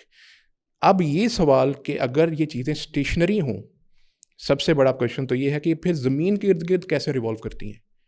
اگر تو اسٹیشنری ارتھ ہے, اس میں وہ کشش شکل کہاں سے آتی ہے, سب سے بڑا یہ سوال پیدا ہوتا ہے کہ پھر یہ جو سورج اور چاند ہے یہ تو آپ کو نظر آ ہی جاتا ہے, تو یہ اگر زمین کے ارد گرد موو کر رہے ہیں تو پھر کیسے. اچھا دیکھیں, نہیں مجھے جو بات ایک سمجھ میں آتی ہے نا, خیر یہ بحث تو اب وہ تھوڑی سی سائنس کی طرف زیادہ چلی جائے گی, جو میں نے تھوڑا بہت مطالعہ کسی وقت میں کیا کہ نیوٹونین فزکس میں تو یہی بات تھی کہ کشش شکل ہے. کشش شکل کا مطلب یہ ہے کہ جیسے میگنیٹ کے اندر ایک اٹریکشن فورس ہے, اسی طرح زمین کے اندر بھی ایک ہے اور اس کی 6 پوائنٹ کچھ سم تھنگ ہے 9.8 جو. لیکن جو آئنسٹائن کا تھا نا وہ یہ تھا کہ زمین نے اپنے ماس کی وجہ سے, جیسے اب آپ کہیں نا کوئی فیبرک آپ لیں اور اس کے اندر آپ بال رکھتے ہیں تو وہ جھک جائے گا نا, جھک جائے گا, ٹھیک ہے, یہی میش ہے. تو وہ اپنے ماس کی وجہ سے اس نے اسپیس کو جو ہے وہ اس طرح سے کرو دے دیا ہے کہ جس کی وجہ سے وہ چیزیں, یہ نہیں کہ زمین کے اندر یا پلینٹ ارتھ کے اندر کوئی کشش ہے, کوئی فورس ہے جو چیزوں کو اپنی طرف کھینچ رہی ہے, بلکہ اس نے اپنے ماس کی وجہ سے اسپیس میں ایک کرو پیدا کر دیا ہے. تو وہ کرو جو ہے جیسے وہ ہم گھماتے تھے نا, وہ ایک وہ لے کے اپنا بال لے کے اس کے اندر بنٹا ڈال کے نا, گیند ڈال کے اس کو ایسے گھماتے تھے, یا موت کے کنویں میں جیسے وہ موٹر سائیکل والا گھومتا ہے, تو وہ اس لیے وہ کرو کی وجہ سے وہ گھومی جا رہا ہے, کوئی فورس نے اس کو پل نہیں کیا ہوا. نہیں, اصل میں وہ یہ ہے کہ فورس گریوٹی کی موجود ہے. سورج اب جیسے اس کی گریوٹی بہت زیادہ ہے, سوال پرابلم یہ تھی جس کی وجہ سے یہ تھیوری بنی تھی کہ یہ سورج میں گرتے کیوں نہیں جا کے, پھر اس کی وجہ سے یہ تھیوری تھی کہ یہ جو ایک میش ہے جس کے اوپر یہ ساری چیزیں ریسٹ کرتی ہیں, انہوں نے اپنی گریوٹی میں اس کے اندر اس آپ کہہ لیں اس بیڈ کے اندر جیسے آپ نے کہا انہوں نے اپنا گریوٹی کے مطابق تھوڑا سا جھکاؤ ڈالا ہوا ہے, جس کی وجہ سے وہ اس کے اندر فکسڈ ہیں, اپنے موشن میں گریوٹی کے مطابق مدار میں آربٹ میں ریوالو تو کر رہی ہیں, لیکن سورج میں اس لیے نہیں گرتی. نہیں تو اگر یہ نہ ہو تو پھر تو ان کا سورج میں گرنا چاہیے, کیوں نہیں گرتے. تو دیز ہے کہ آپس میں ٹکراتے کیوں نہیں, آپس میں ان کا مسئلہ. ایک اور بہت اہم چیز گریوٹی کے مطابق کہ جو ساری سلیکشل باڈیز ہیں آپ سب کے مشاہدے میں ہیں, آپ بھی ٹیلیسکوپ کو ہی لے لیں, آپ دیکھیں جتنی سلیکشل باڈیز ہیں وہ سب آپ کو گول نظر آئیں گی, راؤنڈ نظر آئیں گی, اس میں سے فلیٹ کچھ بھی نظر نہیں آئے گا. سورج بھی آپ کو گول نظر آ رہا ہے, چاند بھی گول نظر آ رہا ہے, اچھی تھوڑی ٹیلیسکوپ ہے تو آپ کو کچھ سٹارز ہیں وہ بھی گول ہی نظر آئیں گے. یہ سب گول کیوں ہیں, ایک سب بڑا سوال سائنٹیفکلی کھڑا ہوتا ہے. اس کی وجہ یہ ہے کہ یہ جب بگ بینگ ہوا تھا تو ہر چیز جو آہستہ آہستہ ان چیزوں کا آپس میں بننا اس وجہ سے ہوا تھا کہ ان میں جو کشش تھی, جو گریوٹی تھی, جو کہ اپنے میس کے مطابق ان کے اندر موجود تھی, انہوں نے اس چیز کو آپس میں اکٹھا ہو کر راؤنڈ شیپ دے دی گریوٹی کی وجہ سے. اس لیے یہ آپس میں سب کے سب راؤنڈ ہیں, اس لیے ان میں سے فلیٹ کچھ بھی نہیں ہے. یہ اصل وجہ ہے ان سب کے راؤنڈ ہونے کی, تو وہ بھی گریوٹی ہی وجہ ہے, ادروائز یہ راؤنڈ نہیں ہو سکتے تھے. اس کی چیز ابھی بھی آپ دیکھ لیں, کسی بھی چیز کو آپ آج بھی اگر نیچرلی راؤنڈ ہونا ہے تو جب تک اس کے اوپر ایک فورس گریوٹی کی اس کے اوپر کاربند نہیں ہوتی تو وہ راؤنڈ نہیں ہو سکتا. اچھا, اب ہم اس کی طرف آتے ہیں. سمری اگر ہم بیان کریں نا, کچھ علماء نے تو یہ بات کہی کہ ہم حواس اور مشاہدے میں اور سائنٹیفک کیلکولیشن میں ڈفرینشیٹ کریں گے. اچھا, حواس اور مشاہدے سے جو چیز ثابت ہے تو ہم اس کا انکار نہیں کریں گے, ہم نص کی ایسی انٹرپریٹیشن کریں گے کہ وہ, کیونکہ وہ یہ کہتے ہیں کہ جی اللہ تعالیٰ حواس اور مشاہدے کے خلاف نہیں چلے گا. ٹھیک ہے, نہیں چلے گا, یہ پاسبل نہیں, ممکن نہیں. تو نص کو آپ کہیں گے جی فگریٹو میننگ ہے, مجازی معنی میں آپ اس کو, میٹافر میں, استعارے میں آپ اس کو لے جائیں گے. لیکن دوسری جو سائنٹیفک کیلکولیشن ہے نا, وہ کہتے ہیں کہ نہیں, یہ کوئی ایسی بات نہیں ہے, اس میں غلطی کے امکان, اس میں ایرر کے امکانات ہوتے ہیں, ہو سکتا ہے کل کو ان کی کوئی اور کیلکولیشن نکل آئے. ٹھیک ہے, تو اس لیے ہم اس کی بنیاد پہ ہم نص کی تعویل میں نہیں جائیں گے, یعنی ظاہر نص, ہم ظاہر نص کے مطابق ہی جو ہے وہ بات کریں گے. ہو سکتا ہے ان کے ایڈوانسمنٹ ہو اور وہ ہمارے ظاہر نص کے مطابق ہو جائے. لیکن دوسرا ایک موقف جو ہے وہ علامہ البانی کا ہے. جو ابھی آپ نے بات کی ہے. ایگزیکٹلی یہ بہت اہم ہے. علامہ البانی علیہ رحمہ کا یہ موقف ہے. اس کو تھوڑا سا میں اگر بڑا کر لوں نا، یہ اسلام کی ہوئی سے ہے. ٹھیک ہے. کہ علامہ البانی سے جو ہے یہ سوال ہوا کہ ماذا تقولون فی دوران الارض، زمین کی حرکت کے بارے میں آپ کیا کہتے ہیں. تو علامہ البانی نے کہا کہ ہمیں تو کوئی شک نہیں ہے اس میں کہ زمین حرکت کر رہی ہے، مطلب یقینی بات ہے کہ زمین حرکت کر رہی ہے، اس میں کوئی جھگڑا کرنے کی ضرورت نہیں ہے. اور دوسرا یہ بات وہ کہہ رہے ہیں کہ جی یہ شریعہ کا جو ہے نا یا قرآن کا یہ مقصد نہیں ہے کہ وہ سائنس بیان کرے. ٹھیک ہے، یہ آپ کے سائنسی علوم علیحدہ ہیں، شرعی علوم علیحدہ ہیں. تو اس لیے، اور پھر انہوں نے ایک حدیث بیان کی صحیح مسلم کی کہ اللہ کے نبی صلی اللہ علیہ وسلم نے وہ جو تعبیر نحل والا واقعہ تھا کہ آپ علیہ السلام نے جب گرافٹنگ کہتے ہیں شاید اس کو، جی وہ کھجوروں کا ٹیشو کلچر تھا، کراسنگ کھجوروں کی کروائی تھی، جو تو آپ صلی اللہ علیہ وسلم نے اس کا مشورہ منع کر دیا تھا پہلے. تو اس سے منع کر دیا تھا. صحابہ کرام یہ کرتے تھے، پھل زیادہ آتا تھا. جی تو آپ نے منع کر دیا تو وہ پھل کم آیا. تو صحابہ نے شکایت کی تو اللہ کے رسول نے اس پہ کہا تھا کہ دیکھو یہ دنیا کا معاملہ ہے، تو دنیا کے معاملے میں اگر میں تمہیں کوئی حکم دوں تو تم دنیا کا معاملہ مجھ سے بہتر جانتے ہو. یعنی نبوت اور رسالت کا تعلق یا میرے حکم کے ماننے کا تعلق وہ لازم کس معاملے میں ہے؟ وہ آخرت کے معاملے میں ہے، وہ دین کے معاملے میں ہے. تو یہ زراعت، ایگریکلچرل، یہ دنیا کا معاملہ تھا. تو تم گرافٹنگ کرو اگر تمہیں فصل زیادہ اس سے مل رہی ہے. ٹھیک ہے، تو وہ تم یہ کام کرو. اس سے جو ہے وہ علامہ البانی نے یہ بات جو ہے وہ اخذ کی. انہوں نے کہا دیکھیں بات یہ ہے ایون کہ اللہ سبحانہ و تعالیٰ بھی، اور مطلب وہ قرآن کی طرف بھی یہ بات لے گیا رسول کے علاوہ. اچھا تو اگر اللہ نے بھی کوئی بات کی ہے تو دیکھیں مقصود سائنس کا بیان نہیں تھا، اس میں بیان تذکیر ہوتا ہے، واعظ و نصیحت ہوتی ہے، مبالغہ ہوتا ہے، معجزہ ہوتا ہے، کوئی نشانی ہوتی ہے، کوئی عبرت ہوتی ہے. کبھی کبھی مجازی معنی ہوتے ہیں بہت زیادہ. آپ اس کو اس معنی میں بیان کریں. ٹھیک ہے. اب ان اللہ یمسک السماوات والارض ان تزولا، اس میں بھی مقصود کوئی سائنس کا بیان نہیں تھا. مقصود ہی کفار کے لیے، مشرکین کے لیے عبرت بنانا تھا نا، کہ انہوں نے جو ہے وہ اللہ کے ساتھ شرک کیا. تو کہا جا رہا ہے کہ بھئی یہ ڈرتے کیوں نہیں ہو کہ اللہ تعالیٰ آسمان تمہارے اوپر گرا نہ دے، اس نے تھامے رکھا ہے، آسمان تمہارے اوپر نہ گر جائے. ٹھیک ہے. تو یہ تو اصل میں وہ عبرت کے پہلو سے وہ یہ کہہ رہے ہیں کہ ہمیں اس کو لینا چاہیے، اور وہی اس کا مطلب شیخ البانی کہہ رہے ہیں کہ ہم نے آبزرویشن کو لینا ہے، اور اگر واضح کوئی اگر نص آپ کو لگتی ہے اس کے خلاف آبزرویشن کے جاری ہے تو وہ نہیں لینی. اس نص جو ہے نا وہ جو ہے وہ آپ کو کس پرسپیکٹو میں آپ کو مل رہی ہوتی ہے، وہ عبرت پیدا کر رہی ہوتی ہے، نصیحت. تو آپ وہ اس سے معنی لیں. ٹھیک ہے. یہ والا معنی لے ہی نہیں، کیونکہ یہ اس کے لیے آئی نہیں. نص کا مطلب ہوتا ہے ماسیکل کیا کلام لاجلی، کس مقصد سے وہ کلام لایا گیا، یعنی متکلم کا مقصد کیا تھا. تو اللہ تعالیٰ کا مقصد کبھی بھی سائنس کا بیان نہیں رہا. ان کا کہنا یہ اللہ تعالیٰ کا مقصد جو ہے وہ پچھلی قوموں کے حالات اور واقعات ہیں، زمین و آسمان کی نشانی ہے. اس میں مقصود اللہ تعالیٰ کا کیا ہوتا ہے؟ اللہ تعالیٰ کا مقصود ہوتا ہے عبرت، واعظ و نصیحت. صحیح ہے. وہ آپ ضرور ڈرائیو کریں، اس کی ڈرائیو کرنے سے آپ کو کوئی نہیں روکے گا. ٹھیک ہے. ہاں دوسرا جو آپ سائنٹیفک میننگ بیان کر رہے ہوتے ہیں وہ نص کا مقصود نہیں ہوتا، وہ اس کے فرسٹ میننگ نہیں ہوتے. ٹھیک ہے. وہ اس کے مقصود معنی نہیں ہوتے. مقصود معنی کو اب کیا کہیں گے؟ مطلب جو متکلم کا قصد ہوتا ہے، ارادہ ہوتا ہے، جو وہ بات کرنا چاہتے ہیں. کہ اللہ سبحانہ تعالیٰ نے یہ نام لے کر تو نہیں کہا کہ اب ہم آپ کو بتائیں گے کہ زمین حرکت کرتی ہے کہ نہیں. ہاں ایسا تو نہیں ہے، ایسا نہیں کہا اللہ نے، ایسا نہیں بولا. وہ کانٹیکسٹ جو قرآن کا بن رہا ہوتا ہے آگے پیچھے، وہ سارا عبرت کا کانٹیکسٹ ہوتا ہے. مشرکین سے بات ہو رہی ہوتی ہے، کافروں سے بات ہو رہی ہوتی ہے، تو وہ معنی اس کے سرٹن میننگ ہے، وہ عبرت والے معنی. دوسرے آپ نے ڈرائیو کیے، یہ آپ کے ڈرائیو میننگ ہے. یہ صحیح بھی ہو سکتے ہیں، غلط بھی ہو سکتے ہیں. یہ جو آپ کا ڈرائیو میننگ ہے قرآن سے، یہ اگر آپ کے مشاہدے سے ٹکرا رہے ہیں تو آپ نہ لیں. ایگزیکٹلی. اگر مشاہدے کے مطابق ہیں تو آپ لے لیں.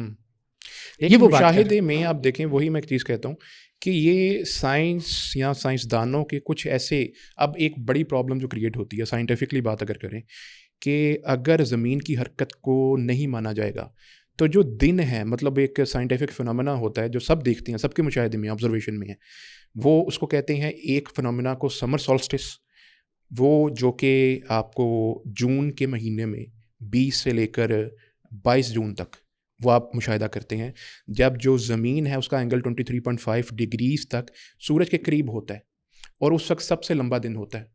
اور پھر اسی طرح سے ایک ونٹر سولسٹس ہوتا ہے جو کہ دسمبر کی 20 سے 22 دسمبر تک ہوتا ہے، جس میں زمین کا سیم اینگل 23.5 ڈگریز تک سورج سے سب سے دور ہوتا ہے، اور اس وقت آپ سب سے چھوٹا دن آپ کو ایکسپیرینس کرتے ہیں پورے سال کا. اسی طرح سے ایک ہوتا ہے ورنل ایکویناکس، ایکویناکس ہے کہ جب جو دن ہے اور رات ہے وہ ایک جتنے ہیں. یہ مارچ کی کسی ڈیٹ میں 20-21 ڈیٹ کے اندر ہوتا ہے. اور پھر ایک آٹم ایکویناکس ہے جو کہ سپتمبر کی اسی طرح سے 20-22 میں آتا ہے. مسئلہ یہ ہے کہ اگر یہ حرکت زمین نہ ہو اور سورج ہی کی حرکت سے یہ کام ہو رہا ہے, آپ کی آبزرویشن میں ہے کہ یہ ایکویناکس ہر وقت قائم نہیں رہتا, اور آپ کو سولسٹس دیکھتا ہے کہ کبھی دن بڑا ہو رہا ہے, کبھی رات بڑی ہو رہی ہے. تو یہ واقعہ کیسے پیش آتا ہے؟ دیکھیں, اب اس میں ایک بات تو یہ ہے کہ ابھی علامہ البانی نے بھی استدلال کیا زمین کی حرکت پہ قرآن سے, اور میرے خیال میں وہ نکالا جا سکتا ہے. سورہ یاسین کی آیات ہیں, ابھی ہم اس کی طرف نہیں جا رہے, اس پہ تو ہم بعد میں وہ آیات پہ تبصرہ کرتے ہیں, نکل سکتا ہے. ایک جو اصولی بحث ہے نا میرے خیال میں, جو شیخ محمد بن صالح العثیمین نے کیا, میں اس سے ایگری کرتا ہوں کہ مشاہدہ اور حواس کے علاوہ جو سائنٹیفک کیلکولیشن ہے نا, اس سے اختلاف پاسبل ہے, ممکن ہے. ابھی اس مسئلے میں ٹھیک ہے کہ شاید میں بھی ایگری کرتا ہوں, زمین حرکت کر رہی ہے, قرآن سے بھی نکلتا ہے, وہ ایک علیحدہ بات ہے. اس کی وجہ یہ ہے کہ خود سائنس میں ہمیں اس کی مثالیں ملتی ہیں کہ ایک ایفیکٹ تھا, ٹھیک ہے, اس ایفیکٹ کی کوئی انٹرپریٹیشن کی گئی کہ یہ اس وجہ سے ہے, بعد میں کسی اور نے کوئی اور, جیسے اب آپ کی جنرل ریلیٹیوٹی ہے یا آپ کی کوانٹم فزکس ہے, ٹھیک ہے, اب یہ دونوں جو ہے وہ فزکس کے میدان کے اندر یہ دونوں تھیری جو ہے وہ پیرالل طور پہ کام کر رہی ہیں, اور دونوں ایونٹس کو مختلف طرح سے انٹرپریٹ کر رہی ہیں, اور دونوں کی جو سائنٹیفک کیلکولیشن ہے وہ آپ کی بالکل صحیح آ رہی ہیں. اس کا مطلب یہ ہے کہ یہ پاسبلٹی ہے ایون کہ فزکس کے اندر بھی, آپ کے سائنسز میں بھی یہ پاسبلٹی ہے کہ آج آپ نے ایک ایونٹ کو ایک طرح سے سائنٹیفک کیلکولیشن سے انٹرپریٹ کر دیا, کل کو کوئی اور سائنٹیفکلی ایک دوسری انٹرپریٹیشن دے دے, اس کے بعد ایک کوئی تیسری دے دے, اس کے مطابق وہ انوینشنز کر کے دکھا دے آپ کو. ٹھیک ہے, وہ تو ٹھیک ہے, ایک الجھاؤ تو آپ کا رہے گا. تو اس لیے یہ زیادہ سے زیادہ ظن غالب کی حد تک یہ انٹرپریٹیشن رہے گی جو آپ کی سائنٹیفک کیلکولیشن کے, ہو سکتا ہے کہ یہ ایک پاسبل انٹرپریٹیشن ہو, کیونکہ اس میں شاید سائنسدان بھی یہ نہ کہے کہ جی 100% یہی انٹرپریٹیشن ہے, معاملہ ختم ہو گیا, سب کچھ کلیئرٹی ہو گئی, آپ فائنل ٹروتھ تک پہنچ چکے ہیں. نہیں, وہ بھی یہ نہیں کہے گا, ورنہ تو ایڈوانس میں ساری رک جائے گی نا. وہ اس کے بعد وہ ایک اور انٹرپریٹیشن کی طرف بھی سوچتے رہیں گے پیرالل, اور اسی طرح سے سائنس آگے بڑھی ہے, سوچ کے اوپر قدغن نہیں لگی. ہمارے ہاں ٹھیک ہے کہ مذہبی لوگوں نے سوچ کے اوپر قدغنیں لگائی ہیں اس قسم کے اجماع کے دعویٰ کر کے, میرے خیال میں جس کی وجہ سے ہمارے ہاں وہ اس طرح سے وہ مطلب اب دیکھیں نا علامہ البانی علیہ رحمہ نے اتنی بڑی بات کر دی, بہت بڑی بات ہے, کوئی شک نہیں. اب اس میں ایک کویشچن یہ ہوتا ہے, اچھا یہ ایک طرف بحث ہو گئی کہ چلیں جو بھی ہے موقف اپنی جگہ. اب ہم آتے ہیں ان لوگوں پہ جو کہ تھوڑے سے لبرل مائنڈ سیٹ سے آتے ہیں, تھوڑے سے, اب ان کے ساتھ بھی تو کچھ گفتگو کرنی ہے نا, انہوں نے بھی تو کوئی سوال اٹھانے ہیں اور پھر ہمیں ان کا جواب دینا پڑے گا, ٹھیک ہے. اب اس میں اگر کوئی فرض کریں, اگر ہم اس چیز کو بھی لے لیتے ہیں کہ جیسے زمین حرکت نہیں کر, stationery for the sake of argument, پہلی تو چیز وہ عرض کرتے ہیں یا کریں گے کہ دیکھیں یہ جو سیٹلائٹ جاتی ہے ہماری, جو کہ زمین کے ارد گرد ریوالو کر رہی ہیں, وہ اسی وجہ سے کر رہی ہیں کیونکہ زمین کی حرکت 9.8 میٹر پر سیکنڈ کی گریوٹی سے اس کو کیلکولیٹ کر کے آپ اپنی جو باہر کی سیٹلائٹ ہے اس کو آپ فکس کر دیتے ہیں, تو وہ اس کے ارد گرد ریوالو کرتی رہتی ہے مائکرو گریوٹی کے اندر. تو مطلب یہ ہے کہ اگر آپ اس چیز کو ان کے سامنے بیان کریں گے تو آپ کو سیدھی سی بات ایک کر کے تو آپ کو آگے کچھ ایکسپلینیشن کرنے کو کہیں گے, تو یہاں پہ ہم آگے کیا ایکسپلین کریں گے اگر ہم ان کی ایک بنیادی سائنسی جو دلیل ہے اس کے اوپر بات نہیں کر پائیں گے. تو میرا خیال ہے جہاں تک میں سمجھ رہا ہوں, یہاں پر جو آبزرویشن ہے, جیسے میں نے دن اور رات کا کہا ہے کہ ایکول نہیں ہے, تو اگر سورج ہی یہ ارد گرد کر رہا ہے تو یہ تو سب کچھ ایکول ہونا چاہیے تھا, اور ہر وقت بلکہ ہر وقت ہی ہونا چاہیے تھا, پھر غروب کہاں پر سورج ہو رہا ہے. یہ ساری کی ساری چیزیں ہیں, وہ پھر کھڑے ہوتے ہیں سوال. ایک میں مزے کی بات ہے, تھوڑا سا میں دیکھ رہا تھا ایک کسی کی پوسٹ صاحب کی, وہ یہ بھی کہہ رہے تھے کہ اگر یہ زمین گھوم رہی ہے تو پھر ہم کیوں نہیں گھوم رہے اس کے اندر. ایک یہ بھی ہے نا, ایک وہ انرشیا ہوتی ہے نا, فورس آف انرشیا ہوتی ہے. انرشیا کی وجہ سے جب آپ فریم آف ریفرنس کو بڑا کرتے ہیں تو اس کی ریوالو ہونے کی جو ایک وہ جو اسپیڈ ہوتی ہے وہ آپ کو فیل نہیں ہوتی. کبھی آپ کسی جھولے میں بھی بیٹھے نا جو کہ بڑے ایک اینگل کے اوپر ریوالو کرے تو آپ کو وہ فیل نہیں ہوگا کہ ریوالو کرتا ہے. کراچی کا ایک ہوٹل بھی اسی طرح سے, جب آپ اس میں بیٹھتے ہیں تو وہ ریوالو کرتا ہے لیکن وہ آپ کو فیل نہیں ہوتا. تو آپ کے پاس مطلب ہے وہ فریم آف ریفرنس آبزرویشن کا موجود ہے, دن اور رات کا آبزرویشن بھی آپ سب کے پاس ہی موجود ہے. تو یہاں پر ڈائریکٹلی اگر ہم اس چیز کو دیکھ کر بھی انکار کریں تو آئی تھنک یہ تھوڑا سا پرابلمٹک ہمارے لیے دینی اعتبار سے ہو, ہمارے عقیدے کا مسئلہ نہیں ہے, لیکن جو لوگ پھر اعتراض کرتے ہیں نا نہیں, ان کے لیے تھوڑا میں سا یہ بات نہیں کر رہا کہ ہم اس کو دینی اعتبار سے انکار کریں, نہیں یہ نہیں میں کہہ رہا. میں یہ کہہ رہا ہوں کہ سائنٹیفکلی اگر آپ سوال اٹھانا بند کر دیں گے نا تو سائنس بھی آپ کی وہیں پہ رک جائے گی. ظاہر بات ہے, بالکل ٹھیک ہے. شک کرنا آپ کے لیے لازم ہے اگر آپ نے آگے بڑھنا ہے. اسکیپٹسزم تو پہلا بیسک اس کا ہے، جز ہے. تو مطلب وہ جو اب آپ نے کہا نا لبرلس، تو لبرلس کو آپ یہی کہیں گے کہ جی بھائی جہاں تک آپ پہنچے ہو نا تو یہ شک کر کے ہی پہنچے ہو. ایسے ہی ہے، صحیح بات ہے. تو اگر آپ شک کرنا ہی بند کر دو گے اور کوئی بندہ جو ہے ویسی کوشچن اٹھا رہا ہے، کوئی اوٹ پٹانگ قسم کا اٹھا رہا ہے، کسی طرح سے بھی اٹھا رہا ہے. اب جیسے دیکھیں نا اسٹیفن ہاکنگ نے کتنی بڑی بات کی. اس نے کہا کہ جی ارسطو بہت بڑا دماغ، بہت بڑا دماغ، بہت بڑا دماغ ہے. 2000 سال تک اس نے جو تھیری پیش کر دی تھی آپ کی کائنات یونیورس کے حوالے سے، وہ بڑا دماغ مان لینے کی وجہ سے کوئی اس کے خلاف ہی نہیں گیا، بول ہی نہیں پایا، اور 2000 سال میں آپ نے کوئی ترقی نہیں کی. رستے آپ نے بند کر دیے. یہی آپ دیکھ لیں وہ ہسٹری کے اندر جو کرسچنڈم کی ایک ہسٹری ہے، کتنی دیر تک چرچ نے اس چیز کو دبائے رکھا. اپنا جو سینٹرک ماڈل ہے اس کو وہ فورس کرتے رہے ہیلو سینٹرک ماڈل، کیونکہ ان کے لیے تو ان کا تو خدا آیا ہوا تھا نا یہاں پہ، ہمارے لیے تو نبی ہیں بلش. تو وہ تو کیسے مان سکتی ہیں کہ خدا ایک بے وقت جگہ کے اوپر آ گیا. چھوٹا سا وہ کارل سیگن ہے، آپ کو پتہ ہے کہ اس نے کہا تھا یہ پیل بلو ڈاٹ ہے چھوٹا سا، اگر اسپیس میں دیکھیں یہ جو دنیا ہے، وہ تصویر بھی ہے. ہاں جی، وہ تصویر بھی ہے، پیل بلو ڈاٹ جس کو کہتے ہیں. تو پھر وہ اس لیے جیو سینٹرک ماڈل ان کے لیے تو بہت بڑی بات تھی کہ ان کا خدا تھا یہاں پہ. تو کیسے یہ چھوٹا سا پیل بلو ڈاٹ ہو سکتا ہے؟ چلو بہرحال وہ بات کی ہے، لیکن انہوں نے پھر اس لیے گیلیلیو کو پتہ ہے اس کو قید کر دیا اس نے، چونکہ ہیلیو سینٹرک ماڈل پیش کر دیا تھا. ان کے لیے تو بڑا مسئلہ ہے. ہمارے یہاں ایک ایشو ہوتا ہے کہ جو چیزیں بھی کرسچنڈم سے وہ ہوتی ہیں نا کبھی کبھی، تو آہستہ آہستہ یہاں پہ وہ آ جاتی ہیں. آپ کو پتا ہے اگر ہم آج کی بھی بات کریں تو پہلے وہ ایتھیزم کا، لبرلزم کا ویسٹ سے آتا ہے، تو پھر اس نے آہستہ آہستہ یہاں پہ ٹرانسفر ہونا ہوتا ہے. یہ ساری چیزیں وہ وہاں سے مجھے لگتا ہے ایسے فیل ہوتا ہے. آپ بھی اس پہ بتائیں کہ کیا یہ وہاں سے کچھ نظریات ٹرانسفر ہو کے آہستہ آہستہ ہمارے یہاں نہیں آ جاتے، ایسے مل جاتے ہیں؟ ہمارے یہاں دیکھیں نا جو سب سے بڑا مسئلہ پیدا ہوا ہے، جو مجھے سمجھ میں آتا ہے دینی روایت کے اندر، سوچ کے اوپر قدغن، سوچ کے اوپر پابندیاں. یار وہ بڑے تھے، فلاں بڑا تھا، اب آپ نے اس کے خلاف سوچنا ہی نہیں ہے. حالانکہ آپ نے اللہ اور اس کے رسول کے خلاف نہیں سوچنا. مطلب اتھارٹی جو ہے وہ دو چیزیں تھیں. یہاں اتھارٹیز جو ہے نا ہر ایک نے اپنے اپنے بڑوں کو اتھارٹی بنا لی، اور اتنی بڑی اتھارٹی بنا. جیسے آپ دیکھیں اشری اسکول آف تھاٹ، بہت بڑا اسکول آف تھاٹ ہے علم کلام کا. اب انہوں نے کہا جی امام غزالی بہت بڑے آدمی تھے، نو ڈاؤٹ بہت بڑے آدمی تھے. اب کانٹ سے بھی آپ انہیں کو جواب دیے جا رہے ہیں. اب آپ نے اپنا اتنا بڑا دماغ جو ہے، جو ابھی آپ کے علماء ہیں، وہ آپ نے بند کر، بھائی غزالی نے جواب دے دیے، قیامت تک کی جواب دے دیے. اب صوفی اسکول آف تھاٹ بڑی کنٹریبیوشن ہے اس کی. اب شیخ ابن عربی بہت بڑی شخصیت ہیں، ٹھیک ہے، شیخ ابن عربی بہت بڑی شخصیت ہے.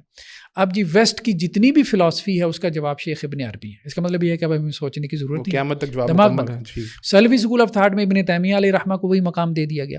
کہنے کا مقصد یہ ہے کہ یہ جو مبالغہ کیا جاتا ہے کہ جی فلاں، نو ڈاؤٹ وہ بڑی شخصیات تھی، پرسنالٹیز تھی، لیکن اب ان کے خلاف اب آپ نے سوچنا ہی نہیں ہے. اب آپ نے کیا کرنا ہے جی، جو انہوں نے انٹرپریٹیشن کر دی نا اس سے باہر آپ نے کہیں جانا ہی نہیں ہے.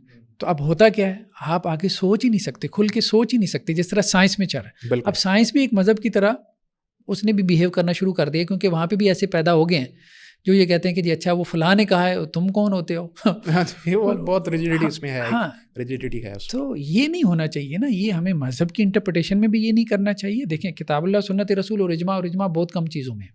اس کے علاوہ آپ صحابہ سے آپ کا اختلاف ہو جاتا ہے، تابعین سے. جب تک آپ یہ سوچ کی بلندی پیدا نہیں کریں گے، آپ عصر حاضر کے تقاضوں کے ساتھ آپ نہیں چل سکتے. اور اب آپ کو پیدا کرنی پڑی. مولانا احمد رضا خان، مولانا احمد، اب دعوت اسلامی والے آپ دیکھیں وہ ایک ایٹیٹیوڈ ان کا ہے، وہ کہتے ہیں جی سب سے بڑے سائنسٹسٹ ہیں، جو وہ کہہ گیا بس وہی ہے. اور دوسری طرف پروفیسر غلام رسول سعیدی صاحب ہیں، محقق آدمی، انہوں نے کہا جی نہیں، قدیم الخیال علماء میں سے. احمد رضا خان صاحب کو کوئی ریسرچ پیپر تو مجھے نہیں ملا، لیکن وہ جیسے ہوتا ہے نا فزکس میں سائنس وغیرہ، ریسرچ پیپر تو مجھے نہیں ملا. ان کی کوئی سائنسی خدمات ضرور ہم دیکھیں گے اگر اس کے علاوہ کوئی ہیں، کیونکہ اس وقت پبلیکیشن کا کافی رواج تھا، پبلیکیشنس وغیرہ کا، تو وہ لیکن نہیں ملتا. البتہ ایک ٹیکنیکل سوال میں جو کہ ہم آخر پہ آ گئے ہیں، تو ایک بڑا میرے ذہن میں آپ کی بات سے آیا. ہم اگر وہی بات ہے نا آپ کی کہ اسکیپٹسزم کا اظہار نہیں کریں گے، تو ایک اب جیسے مسائل ہیں کچھ، جیسے امام غزالی کے ہاں خرق عادت کا ایک مسئلہ تھا کہ جو نیچرل پروسیسز ہیں، فار ایگزامپل ہماری جو کائنات ہے اس کا جو نظام ہے وہ بذات خود امپاورڈ ہے چلنے کے اندر، یا پھر اس سب کو اللہ ہی اپنے حکم سے بار بار، مطلب جیسے خرق عادت ہے نا، تو اس کے حکم سے ہی وہ رینیو ہوتا ہے اور وہ اسی سے چلتا ہے. مطلب یہ کہ ہم ذاتی طور پہ میں یہ سمجھتا ہوں کہ کریشنسٹ آئیڈیالوجی رکھتے ہیں، ہر چیز کو اللہ نے تخلیق کیا، کوئی شک نہیں، نیچرلی کوئی چیز نہیں ہوئی. نیچرلسٹک پوائنٹ آف ویو حالانکہ یہ ہے کہ ہر چیز کو خود بخود وجود میں آنا، پلس اس کی اپنی ہی امپاورمنٹ سے ہر چیز کا واقع ہونا. وہ ضروری لازم آتا ہے. تو یہاں پر میں آپ سے ضرور جانوں گا کہ جیسے امام غزالی اور ان کا ابن سینا وغیرہ کا آپس میں ایک مسئلہ تھا کہ ابن سینا یہ کہتے تھے کہ نہیں ہر چیز جو ہے وہ اپنے ہاں اللہ کی طرف سے ہی حالانکہ لیکن امپاورڈ ہے, خود بخود کر رہی ہے, لیکن غزالی کے ہاں یہ ہے کہ نہیں وہ اپنے ہاں خود سے امپاورڈ نہیں ہے. تو اس میں کیا ہمیں موقف میں نے ابھی اس پہ مطالعہ نہیں کیا ابھی نہیں, لیکن یہ ہے کہ کسی اور وقت پہ ہم پھر علیحدہ سے کوئی پوڈ کاسٹ کر سکتے ہیں. لیکن یہ ہے کہ مطالعے کے بعد آخر میں بس میں ایک وہ قرآن کی آیت جو ہے وہ بیان کر دیتا ہوں جس کو علامہ البانی نے دلیل بنایا ہے ٹھیک ہے زمین کی حرکت کے اوپر. یہ جو ہے وہ سورہ یاسین کی آیات ہیں. یہ ہے کہ وَهُوَ الَّذِي خَلَقَ اللَّيْلَ وَالنَّهَارَ, اللہ تعالیٰ جس نے زمین اور آسمانوں کو پیدا کیا, والشمس والقمر, سورج اور چاند کو, کل فی فلک یسبحون, ہر ایک چیز اپنے آربٹ میں تیر رہی ہے. اب اچھا اس کا معنی یہ کیا جاتا ہے عام طور پہ کہ جی یہاں پیچھے ذکر ہے شمس اور قمر دو چیزوں کا ہے, ٹھیک ہے, تو اس لیے ان کے بارے میں کہا گیا. کچھ لوگوں نے اس کا معنی کر دیا یہ ستارے, ستاروں کا پیچھے ذکر نہیں ہے, ستارے تارے. اچھا لیکن جو یسبحون کا لفظ ہے نا یہ دو کے لیے نہیں ہے, یہ جمع کے لیے ہے. شمس بھی تو ستارہ ہے ویسے, شمس بھی ستارہ ہے, جی جی, چاند بھی ستارہ ہے. ٹھیک, چاند ستارہ نہیں ہے, چاند ستارہ نہیں ہے. چلیں وہ مطلب ہمارے ہاں اردو محاورے میں اس کو وہ خود سے روشن نہیں ہے, چلیں اس معنی میں, لیکن وہ اس کو کواکب میں لے جاتے ہیں. ٹھیک ہے.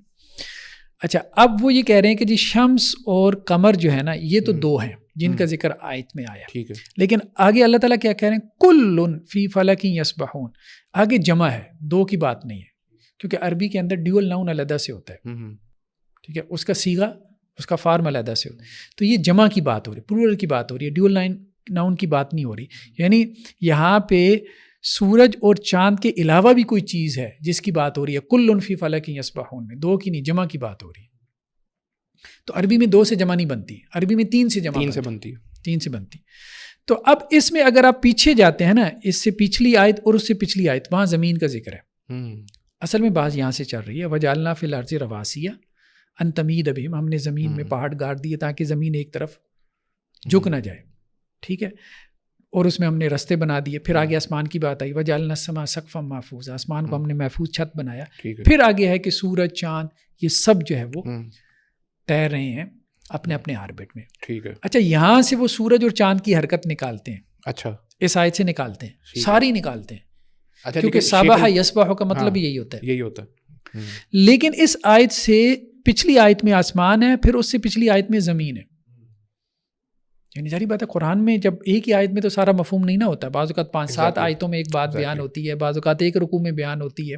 ٹھیک ہے, تو اس لیے کانٹیکس کو اگر آپ دیکھیں, نظم قرآن کو دیکھیں تو یہ بات درست معلوم ہوتی ہے علامہ البانی علیہ رحمہ کی بھی, کہ یہ صرف, اور پھر جو عربی زبان کو بھی دیکھیں, یہ صرف سورج اور چاند کی بات نہیں ہو رہی, زمین کو بھی, تین چیزیں, تینوں کے بارے میں کہا کہ ہر ایک چیز جو ہے وہ تیر رہی ہے اس کے اندر اپنے آربٹس کے اندر. تو اس لیے اس سے حرکت ثابت ہوتی ہے اگر کوئی حرکت ثابت کرے تو. ٹھیک ہے. ہاں ایک اور دلیل کچھ لوگوں نے بیان کی ہے, لیکن اس میں مجھے لگتا ہے تکلف ہے. وہ ہے کہ جی وتر الجبال تحسبها جامدہ, آپ پہاڑوں کو دیکھتے ہیں کہ وہ جامد ہیں, ٹھہرے ہیں. وہی تمر مر السحاب, اور وہ اڑیں گے جیسا کہ بادل اڑتے ہیں.